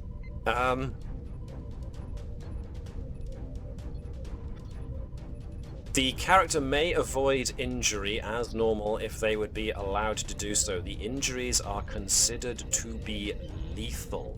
So, Garrow basically takes a shot from the tactical console in front of Garrow, takes a power surge from the sheer amount of damage that's been inflicted on the combs, and the tactical console basically goes up in Garrow's face. Gerkow loses all of his stress, and unless you want to spend a point of determination to avoid injury, he takes an injury. But I hasten to note, Dr. Sott is available to treat injuries. Okay. If you I'm going want. to try and take points, and I'm going to take some determination. Okay. Let's go with every problem has a solution. Yep. So, Garrow just about manages to avoid taking deadly shrapnel to his face. But I'm going to say after that detonation, we have also suffered... let's see... The deck that got hit... Let's do a random deck check. Oh dear! Oh god, it's sick bay as well. Sick bay! Ooh. Yeah. Primary sickbay support systems, the radiation treatment wards, the chief medical officer's office, crew quarters, the transporter pattern buffers, and the holodecks. Escape pod. Was our access. chief medical officer in there? One would imagine that's where he spends his time. No, he Oh, wasn't. no. No, No, he wasn't. no. He wasn't. He was No, he's on tending the to ACOS on the bridge. Correct. He's on the bridge. Oh. So there's structural damage now to deck 5. Now, because you haven't actually taken any hit in a crucial system like medicine, that just essentially means there's now structural damage to the deck. If that deck takes any more of a walloping, then things could get serious. There's not a hull breach yet in that area.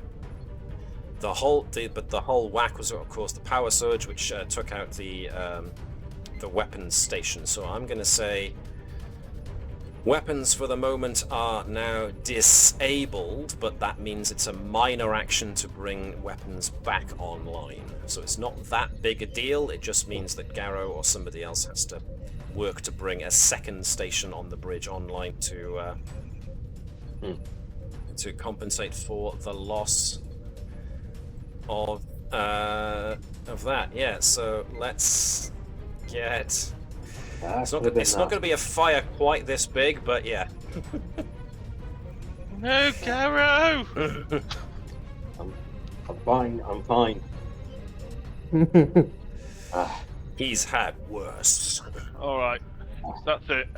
A little shaken up, but yeah. Alright, that's it. I'm not doing anything but offensive with time to put these phases into overdrive. Okay, so the Klingon ship, pardon me for interrupting, but just before I forget to mention it, the Klingon ship also elects to move into the next zone. It's turning around, it seems to be making a run for it.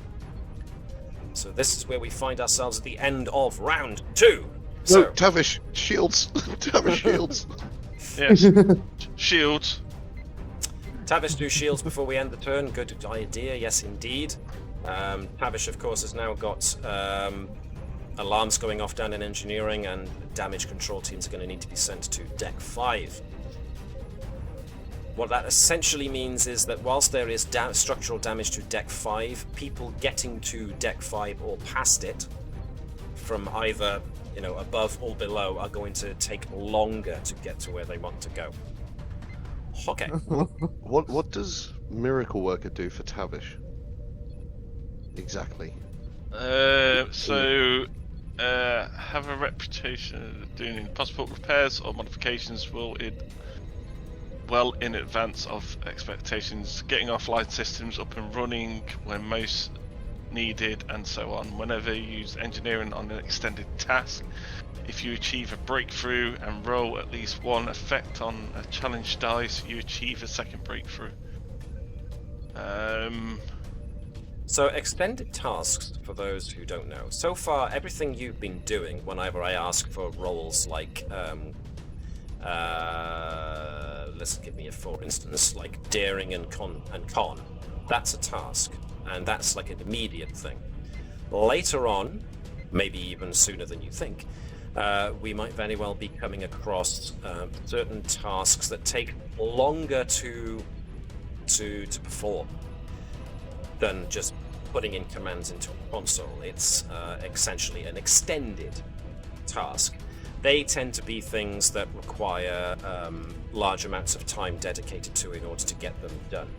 So what Miracle Worker does is that if Tavish is taking part in an extended task and is using engineering in order to try and gain successes in this extended task, then if she manages to roll, if she manages to do a breakthrough, which is when we get to extended tasks, you'll understand better, and rolls an effect, you can achieve a second breakthrough.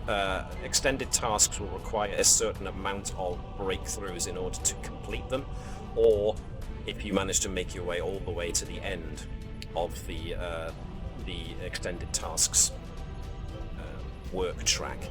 All things that will become more obvious when we start dealing with extended tasks, but for the moment, Miracle Worker as a talent will not be coming into immediate use in this situation. And nor will I know my ship. This is both of them are probably what is to come after the fight. if anything, yeah. So regenerating shields is what we're after. Yes, I haven't got anything to do with shields. Exactly. Nah. So it's going to be your regular control and engineering task, but the ship will be helping. So, Mark, you haven't been the ship for a bit. You can be the ship helping with structure and engineering. I am going to. I'm going to use a determination. I am going to. Where there's a will, there's a way. Very good. This will have a difficulty of 1. Okay. Alright. Let's get these shields. Roll for it. 4 successes. Very, very good. Mark, what about the ship? 1 dice. 1 dice. And an extra 1 from the ship. Right, so you needed 1, which gives you, you succeeded on that, which gives you 2 back, but you earned an additional 4, which gives you an additional 2, so that's 2, 4, 6, 8. 2, 4, 6. So your shields are back up to the 4 that they can be. So a bit of emergency power shunting to the shield emitters does get your shields back up to full. Well done. Do we use power as well there? That is a good question. It doesn't say that it uses power, but one would imagine it does. It does have a power requirement of 1, so yeah, do your usual thing. So she's bringing up all the ships and sorted out the power. A finely honed core you've got there. Finely honed. Yeah, good lord. Finely honed. Jeez. This is my ship. So yeah, Tavish essentially Tavish knows. MVP. Tavish knows all the tricks, just like she's getting to be in the realms of an engineer like Montgomery Scott, where she knows all the little hiding places that additional power can be drawn out of to make up for any shortfalls. So yeah, my god. So power is still looking good. Shields are back up to the maximum they can currently be, what with 1 blown shield emitter. You have got 1 ship destroyed, 1 ship disappeared, but seems to be leaving a tachyon trail. 1 ship remaining, it looks like it's leaving. But you guys get to go first. So. Let's do Captain Sobek. Let's give us an advantage. What advantage would you like? Attack. We're Yep. Attack! Alright, so all I need from Sobek, Liz, if you'd like to do the honors, would be control and command with maybe starship design as a focus, because he knows how the best to get out of get the best out of his ship. And it's going to be difficulty 2. It's all down to the captain.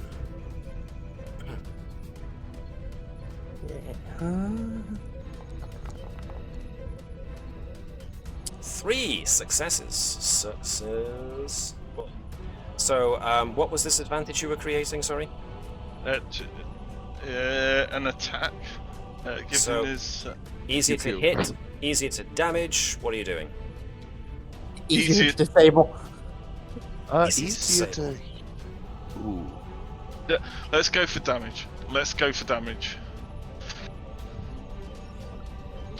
Well, I don't know. Actually, let's go. What For task? Yeah, what task do you want to make easier, essentially? Let's hit it. Yeah, let's hit it. Yeah, yeah. And also, if oh no, we don't need it now. But the advantage roll. What was that teacher trait? Does that mean if Gara rolls for a shot, we can still re-roll if there's Re-roll the dice. Yes. Oh yes. I completely Especially forgot if there's about a that last time, complication. actually. Can we get our not doctor?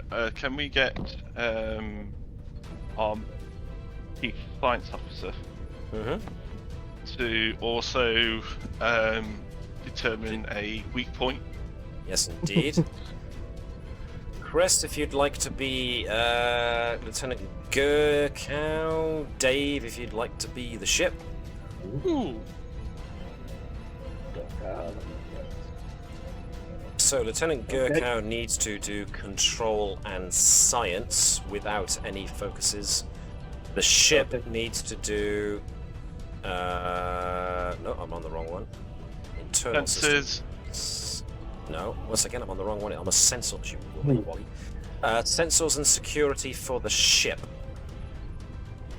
Can Can I use? Where is it? Difficulty of 1. Advanced sensor suites. Yes. which is why it's difficulty 1. Okay. Gerkow gets 1, so whatever the ship gets is extra. Nope, so you're right on the money. Okay, cool. So you have given the weapons the piercing quality. Now, I forget, is it piercing 1 or piercing 2? I said 2 last time, but let's make sure I'm right. Piercing 2, I was right. You ignore 2 points. Our chief helm officer, can she do attack pattern golf 4? or how it actually goes is attack pattern golf 4.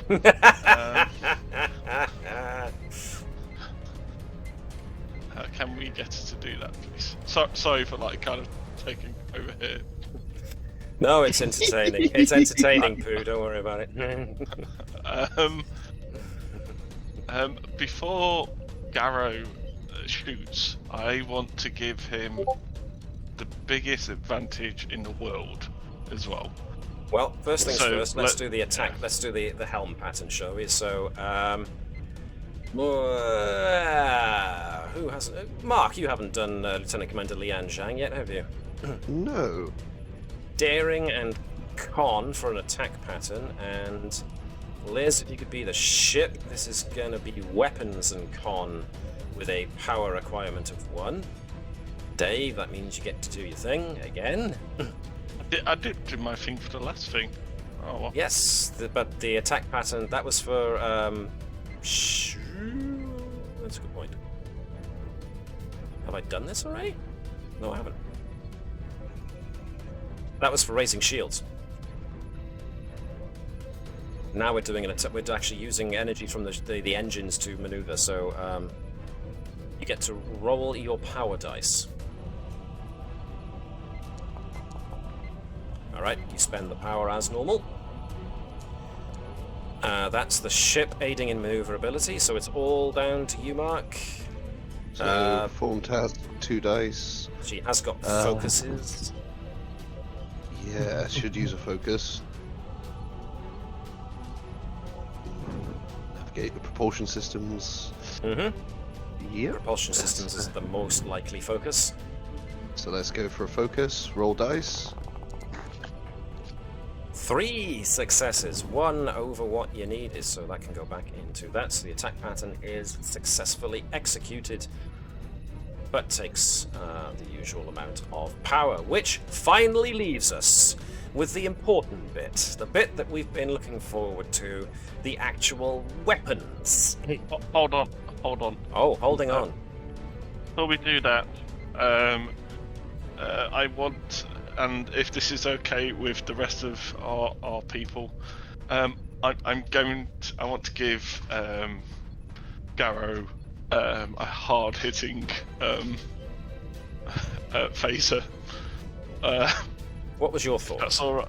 I was thinking about helping with the attack and either making it easier to hit or giving him more attacks. Easy to hit because we can use momentum for another dice in the attack. Because we can just absolutely make sure we... Now, No. this brings up an interesting point, because if you want to create an advantage, then you can, but you have to spend 2 momentum to create the advantage. Ah, okay. However, there is another pool that you have at your disposal to try and add more to either the to-hit roll or to the damage, and that is your power. You can pull power from the main system in order to add another dice to Oh, yeah. either hitting or to damage, or both. We've been doing well for power. We've been really, really well for power, so I like that. So, it will more than likely require a power management roll of sorts from the chief engineer, or from whoever wants to do it, to try and pull additional power into. We'll do the chief engineer because it's, nobody else can do anything. So we'll do the chief engineer. And you can still do the power roll as well, can't you? Yes, I can. So it might be. Yeah, because Hopkins is still on the search for that one scientist. Yep, and we will deal with that when we get to the end of all of this. Quick question Yes. to Chris. Chris, what do you want actually? Do you want to be able to hit easier, or do you want the damage? Let's see. What was that? Sorry, I didn't hear that. Yeah, sorry. I'd say yep. I'm gonna go for damage here. So yeah, all right. So serve to hit will have more to damage if that's all right when we for this for using the power. Matt, if that's all right. Righty. Okie dokie do. So, how much? Well, let's deal with it first. See how much you do. So this is going to be pretty much daring and engineering as you're pulling power to, and it's all down to Tavish's individual talent with it. The ship is not going to be helping at all. So let's just go with what you've got. I forgot. I used the value last turn and I forgot to press it. Determination. Sorry.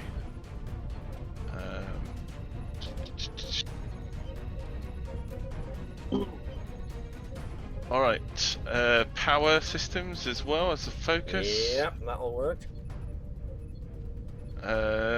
Do we want to? No. Let's go for it. Nothing else. No momentum. No determination. Let's do this. Yep, you do it. Whoa. Which means that not only can you pull 1 point, you can pull 2. To add an extra 2 dice to Garrow's. What was it? To hit or damage? Did we decide? Damage. Damage.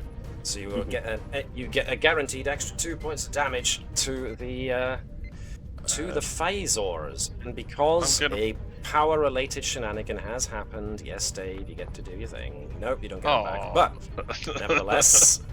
nevertheless, it's 2 damage right out of the gate.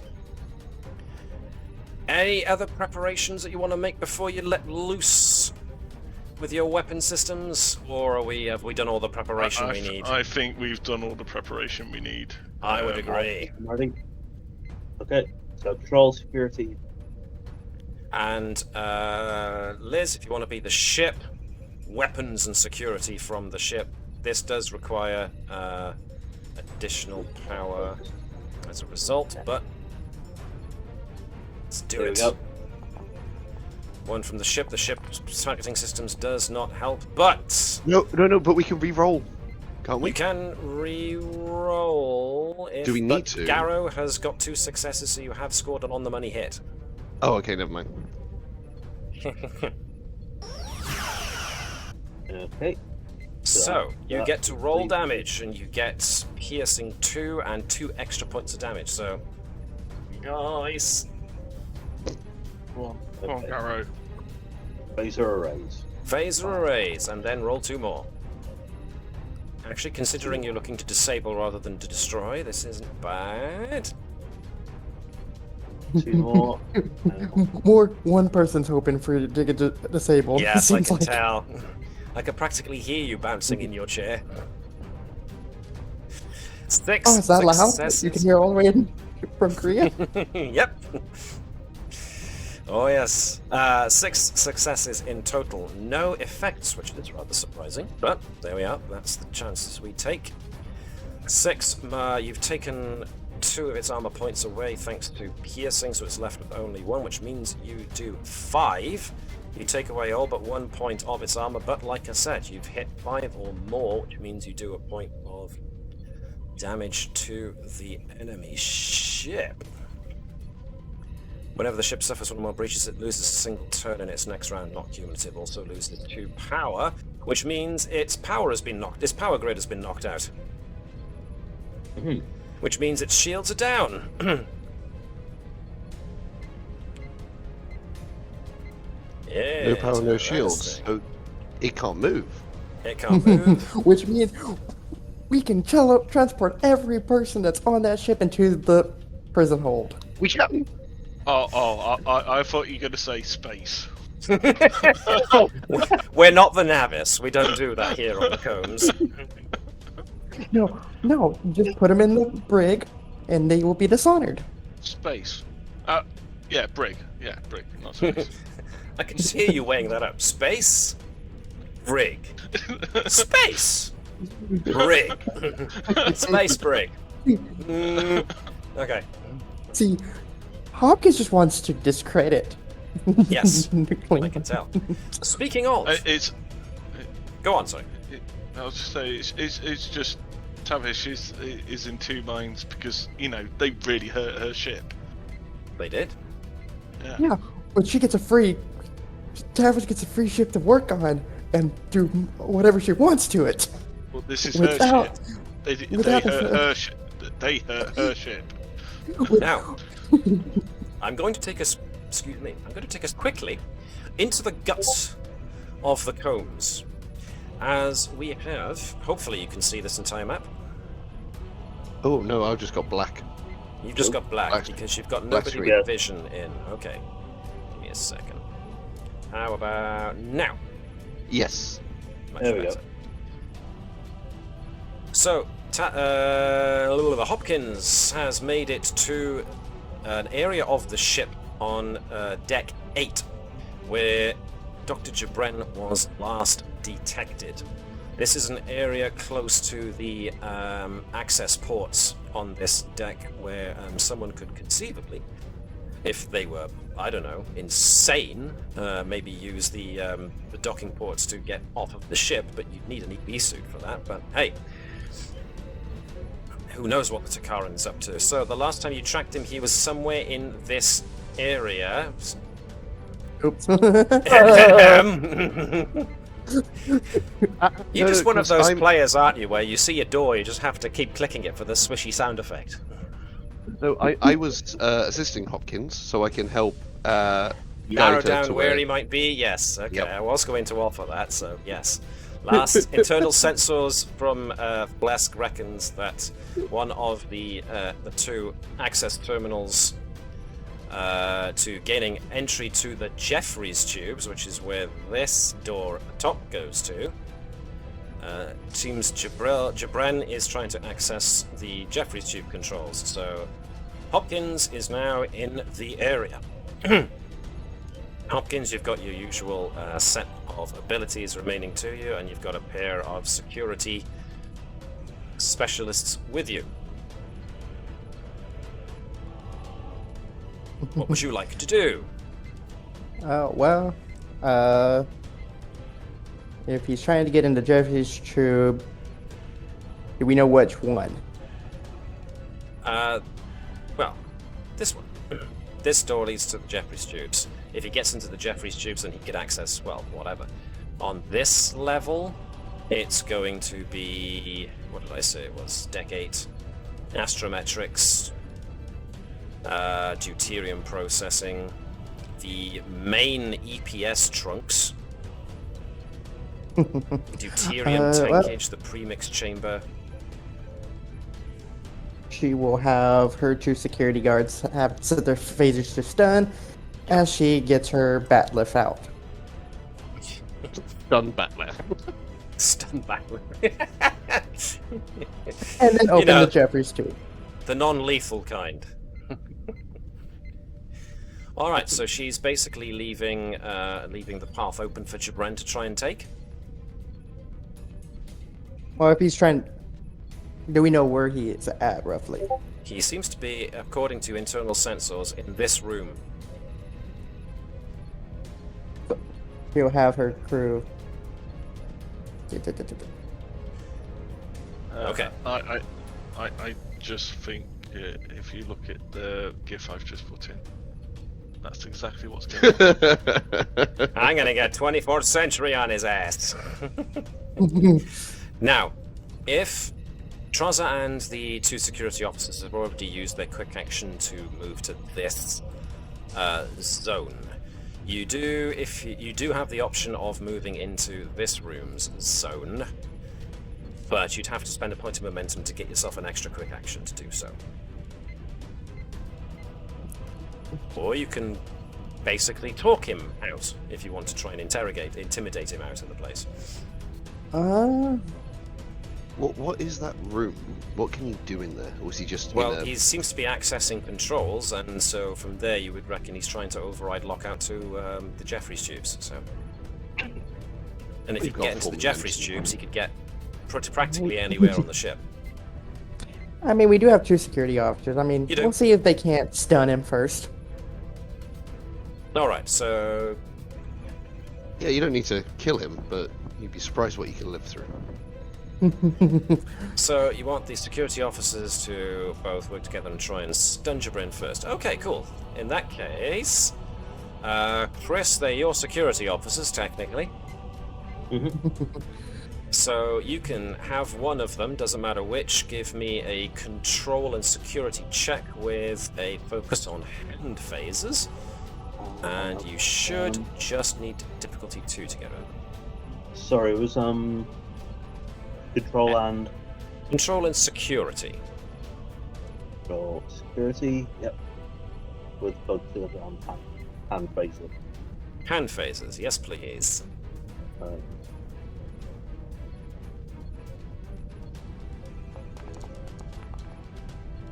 One success, so that's a miss. The close confines of the room make it very difficult to actually draw a bead. The other security officer can have a go, but Jabren gets to go next, essentially. Unless Trasa wants to spend 2 momentum to seize the initiative.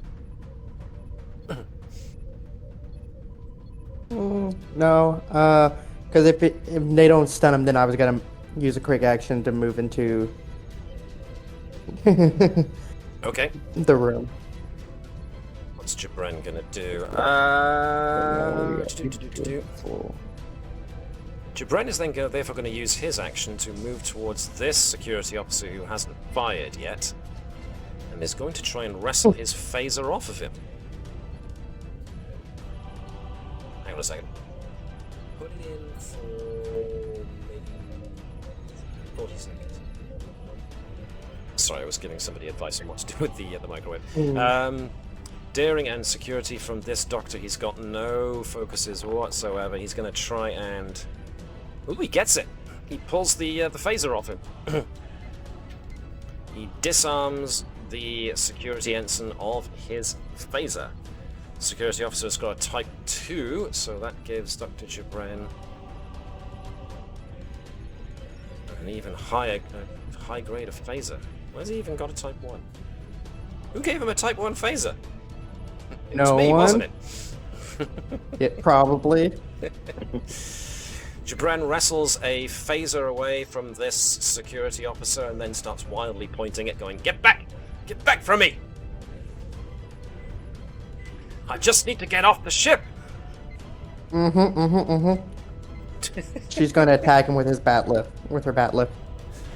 I like that. I just kind of pictured that Hopkins is there just with her arms crossed and the bat'leth folded across one of them, just going, yeah, that's cool. Not going to happen. Well, fine, so this is daring and security from Hopkins with hand-to-hand focus, and this is going to be daring and security from Dr. Jabren as well. So I got 0. I got all or nothing. Here's Doctor. Would you guys mind if I used 1 momentum to get an extra dice? I go for it. Go for it.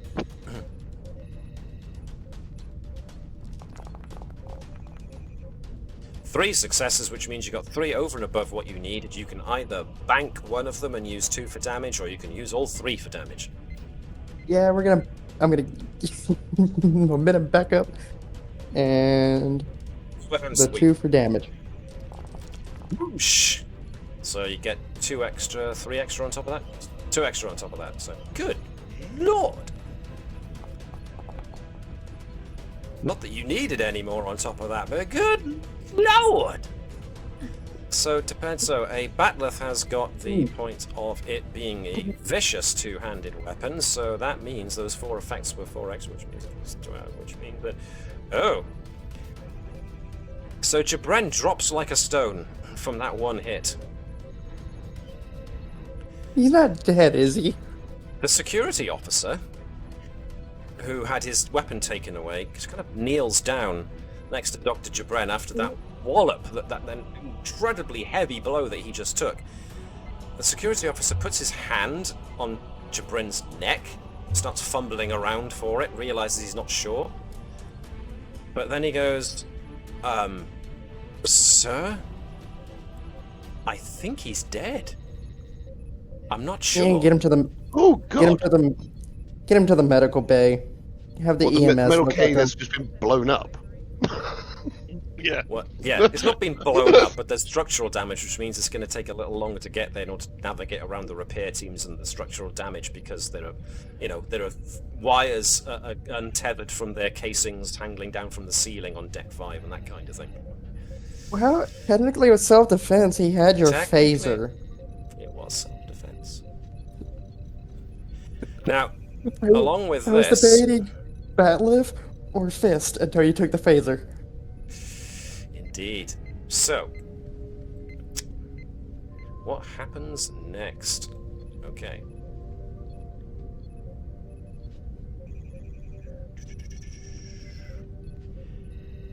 So technically we are now out of combat, and I am going to erase the little zoning notes I made. Everyone starts to breathe a sigh of relief because the other Klingon, the remaining Klingon ship is at least disabled, completely drained of its own power and the power that you managed to knock out of it. That's also when you get a alert from the Chief Science Officer's station, where a Neshlel Gerkow says that there are multiple ships zeroing in on your position, and they are not Klingons, they are Takaran security ships. And sure enough, a sextet of Takaran security ships swoop in. At which point, your communications officer says, Captain, we are getting a hail from the lead Takaran security ship. A General Rakov seems to be rather insistent that he talk to us. Captain Sobek, I imagine, since he's your character as well, agrees. Yes, no? Or do you want to put the Takarans on hold for a bit?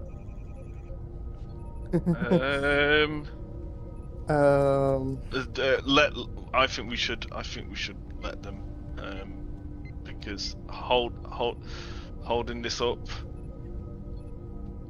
For a guess, the fact that he is dead, the Doctor. Is he properly dead? There's no way of. Well, that's the thing. You don't know. Can Vulcans mind meld with comatose/dead people? Potentially. But right now the situation is that you've got Dr. Jabren some way down on deck 8. Maybe either unconscious or dead, you're not sure because you don't know what Takaran physiology. Meanwhile, Takaran General seems to be on the horn waiting to talk to you guys, so... I think we need to talk to them now, because if we don't and they get in contact with the Klingons, then the narrative can change from the Klingons, and we're going to be putting ourselves in more danger. Very well, Ensign. Put them through. A Takaran officer bedecked in various different medals and striped military gear appears on the main display, at which point he opens up with, "What in the seven hells is going on out here? We detected weapons fire, and all of a sudden we find you and a disabled Klingon ship. Where's Dr. Jabren? What happened to the test fire? What is going on here? I demand answers!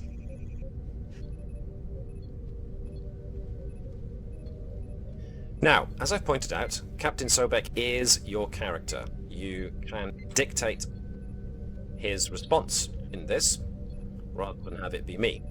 So, if anyone would like to suggest what Captain Sobek wants to say in response. Tell him that the Klingons stole their weapon and attacked us. We were doing everything in self-defense. Everyone good with that? Let's say we need to say it's the House of Duras. Duras. House of Duras, which is Yes. known Romulan collaborators. Oh no, Doctor Jabren? Jabren said that the military had. The military gave him the power source to use the quantum torpedo, yes. So should we be telling them all of this? I don't know. It's a very valid point. Well, maybe just tell him that Klingons attacked us. Gerkow can do like a not a perception check per se, but she has a talent for being able to draw information out of people, doesn't she? Incisive scrutiny, finding weak spots in arguments, theories, and machines to glean information from them. How they respond to pressure. When you succeed at a task using control or insight, you gain a bonus momentum which will be used for information. So she can try. Yeah, I think we should try that first. Yeah, because we've got the momentum. So this is essentially Gerkow using presence. Oh no, using control or insight. So this will be using insight and command from Gerkow with. I'll allow her to use her statistical probability focus for this as well, actually. So, let's see. You've just had a fight. Dave was the one who just remembered it. And it was Mark who detected incisive scrutiny, so... Mark, you brought it up. You're already there on the character sheet by the sounds of it, so you may as well go for... Okay, so it's a... Insight and command from Neshlel, if you please, but in statistical probability. Cool. So it's perform a challenge? Focus. So... Oh no, sorry, am I performing perform task. And using a focus. 2 dice. Oh. If she Okay. succeeds, she gains a bonus momentum. 0. Oh, yeah. Damn it. So this makes sense because Takarans are not widely known. They are like semi-reptilian. Nothing that the Federation comes across very often, and therefore she's having a difficult time trying to interpret whether this guy is genuinely mad, whether he's hiding something. It's entirely difficult to tell. So, once again, we come back to how do you respond to the Takarans' demand for information? I don't think we should. I don't think we should say who the house is. Okay. I don't know. At this point, I don't know. Okay. What do other people think? I could just... I think we can be reasonably vague and say that we were intercepted by Klingons. Yeah. I mean, we might end up folding like a wet Weetabix if they ask who, but... And I don't think Captain Sobek would lie and say that their scientist was hurt during the attack by them attacking our ship. No, but Captain Sobek is Vulcan enough to know that you don't have to necessarily lie. You can still withhold information. Yeah, the lie of omission, because you can say That- in the attack he was in the Well, kerfuffle they of the haven't attack he was mentioned. injured. They haven't mentioned Dr. Jabren yet. Oh, so yeah, we could just tell them that the test was intercepted. A broadcast to detonate was attempted but failed. We just don't have to give specifics around the House of Klingon. Yeah. At And some just point, yeah. Hopkins does want to get on that ship. Okie dokie. Um, Anything else to add? I think that's okay. Chris, any thoughts, or are you alright going with what's been discussed so far? I'm okay with going with everyone else's. Okay. Put me through, Ensign Ravelon, says the captain. As you can see, General, we were intercepted by what appeared to be a rogue band of Klingons who were intent on intercepting the test fire. They have since absconded with the device. We were forced to defend ourselves from the Klingons' attack. That is, as you have so colorfully put it, what in the seven hells has happened here. Our ship has suffered minor damage as a result, and our crew are in one piece. Thank you very much for asking.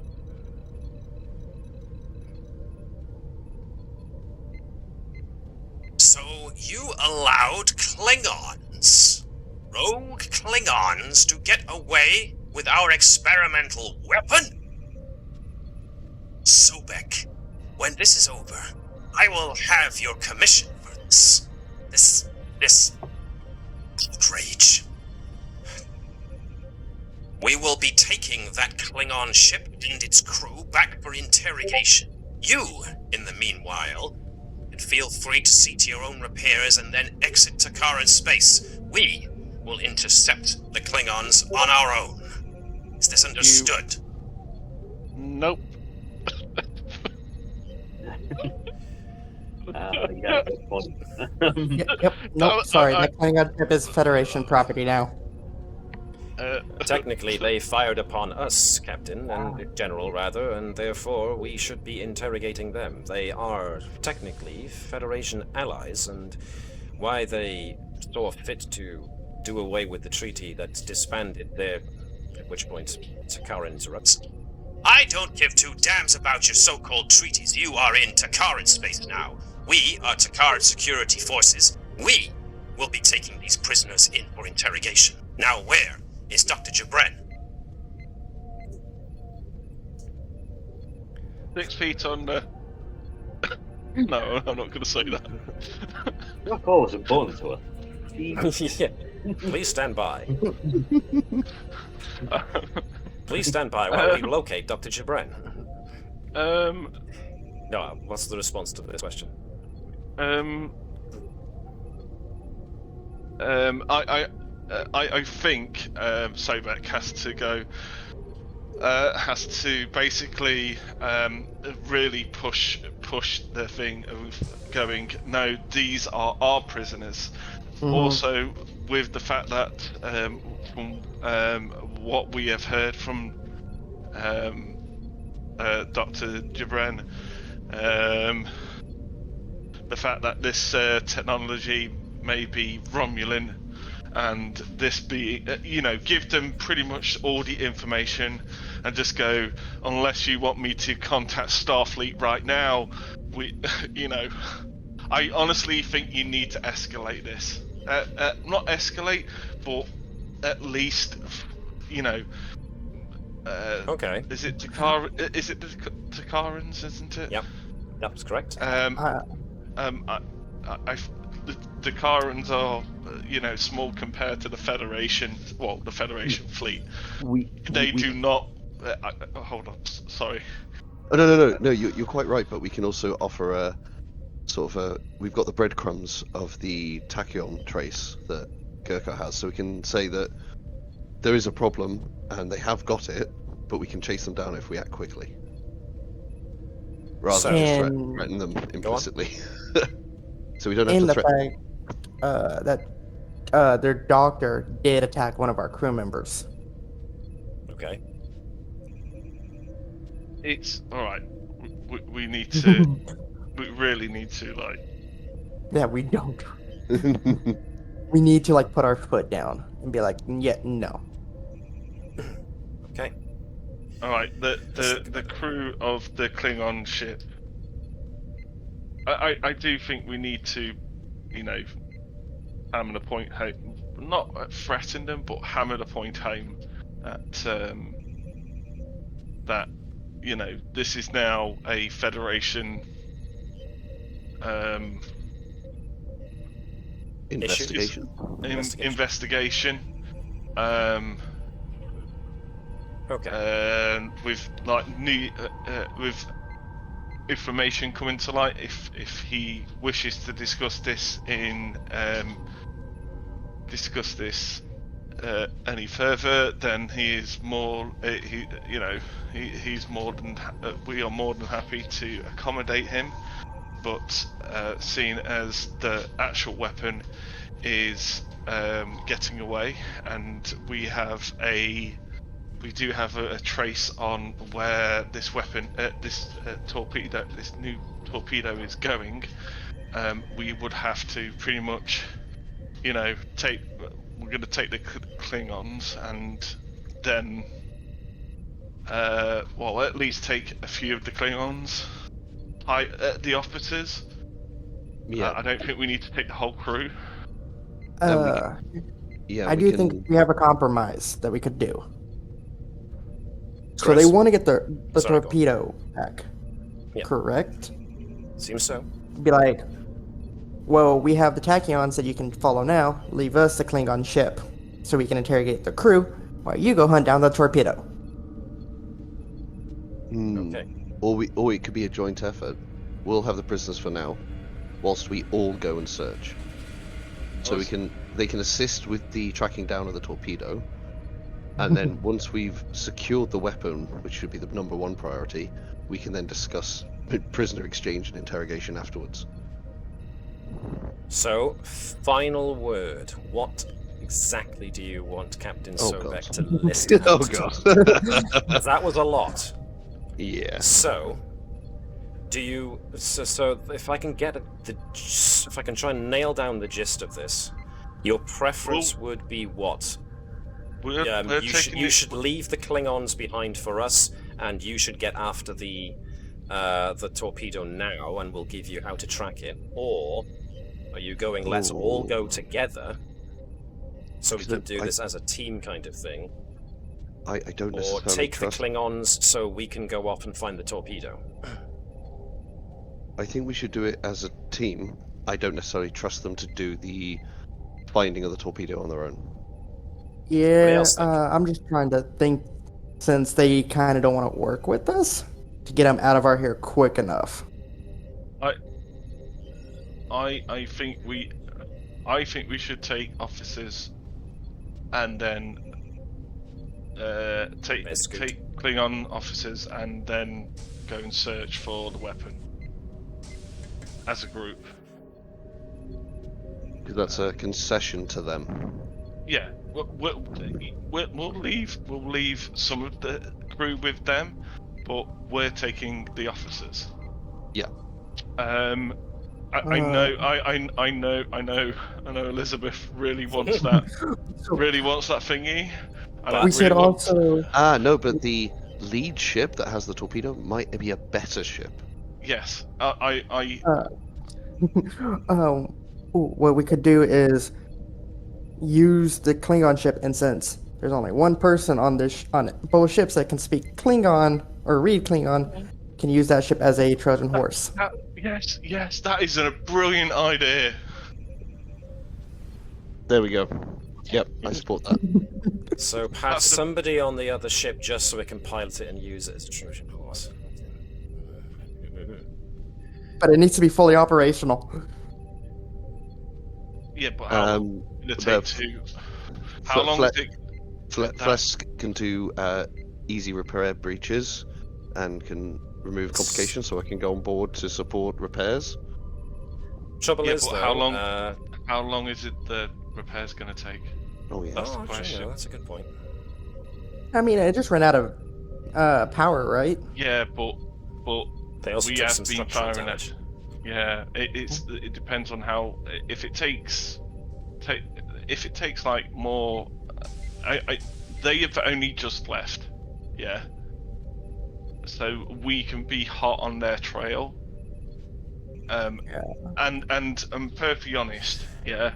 The combs is just so much better than these birds of prey. Do you know what I mean? Yeah.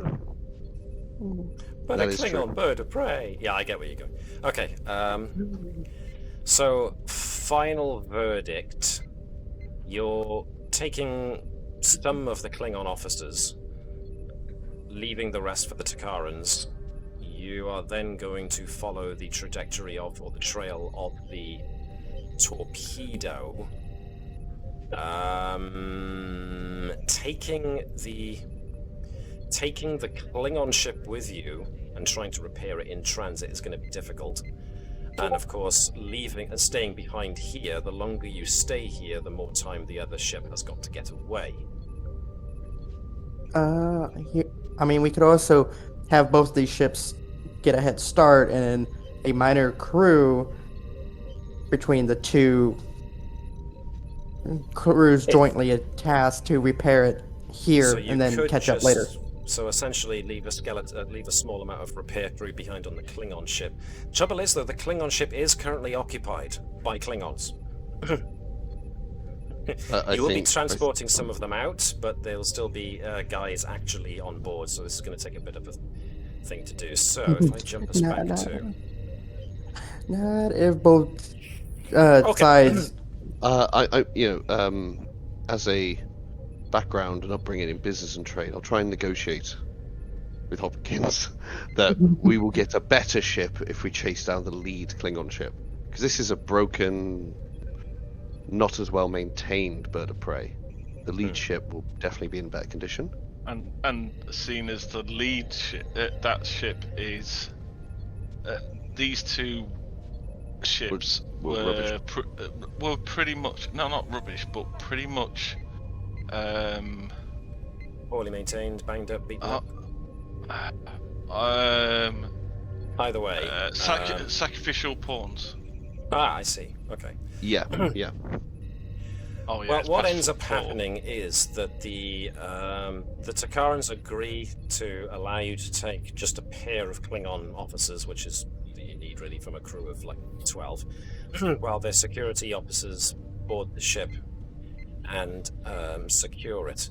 They agree to the going after the ship, but they seem keen to get off underway without waiting for you. But Takaran security ships are not as fast as the combs, so you could. When you hit warp, you easily can overtake the Takaran security ships. So you could technically intercept the fleeing bird of prey before they do, before the Takarans do. Make it so. Alright. Oh, and the two Klingons that we take are the captain and the first officer. Right. Yep. So, this is where we're going to leave it for today. You guys have now beamed aboard a pair of Klingon officers of the Duras house that you can potentially interrogate. The Takaran security forces are really not happy and are keen to be off without you. But as soon as you gain the heading of where that trail seems to be the Tachyon trail seems to be leading you, it seems to be heading on a direct course for Romulan space. The Takarans put their ships into warp and warp out, but they are not as fast as the Combs, and the Combs can easily start to overtake them since the Combs has a much, much higher maximum warp speed. And let us not forget that you also have Dr. Jabren on board, who may be unconscious, may be dead, may be neither. It's difficult to tell. So, plenty to try and discover what actually happens, but that, I'm afraid, will have to wait until next time. And so, it is my sad duty to inform that next Sunday, the 13th, we have 3 of our intrepid crew unavailable, which means we will not be able to run this, because running it with just 2 players is just, well, why give them all the fun, you know? Too many of the player base are missing it, so if half of our group are out, Dave, Connie, and Chris, rather, I should say, if half of our group are out, then it's probably best if we give that week a miss, so folks don't miss out. The week after that, unfortunately, I am probably coming back from a staycation. I'm not sure how long it takes us to get back. In all likelihood, I won't be able to make it back for our regular 1 PM game, so I'm afraid the week following that on the 20th is more than likely going to be missed as well, which means we won't find out what actually happens until the Sunday of the 27th. So that's 3 weeks to wait until we get the conclusion of this episode. I'm very, very sorry, but August and July tend to be very disruptive months because folks are on summer holidays and stuff like that. So sadly, folks, we're going to have to wait until then, outside of electric shortages. I have to wait until the 27th to get my Klingon bird of prey. Maybe. In the meantime, though, to all those folks who tuned into the stream and have stuck around with us, thank you very much for doing so. And for those of you who are watching this on YouTube, if you enjoyed this, then please consider giving us a like, because it helps not only us, but also everybody else who does Star Trek and actual play of tabletop role-playing games, because it satisfies our Lord and Master, the algorithm. All hail the algorithm. In the meantime, however, I would ask you all to do like the Vulcans do, and no, I don't mean initiate a mind meld with somebody. I mean to make sure that you all live long and prosper, and also engage in infinite variety, in infinite combinations. Look after yourselves, be kind to one another, especially in these weird and wacky times that we're living through these days. And to everyone else, I will see you when we see you next. Hailing frequencies closed.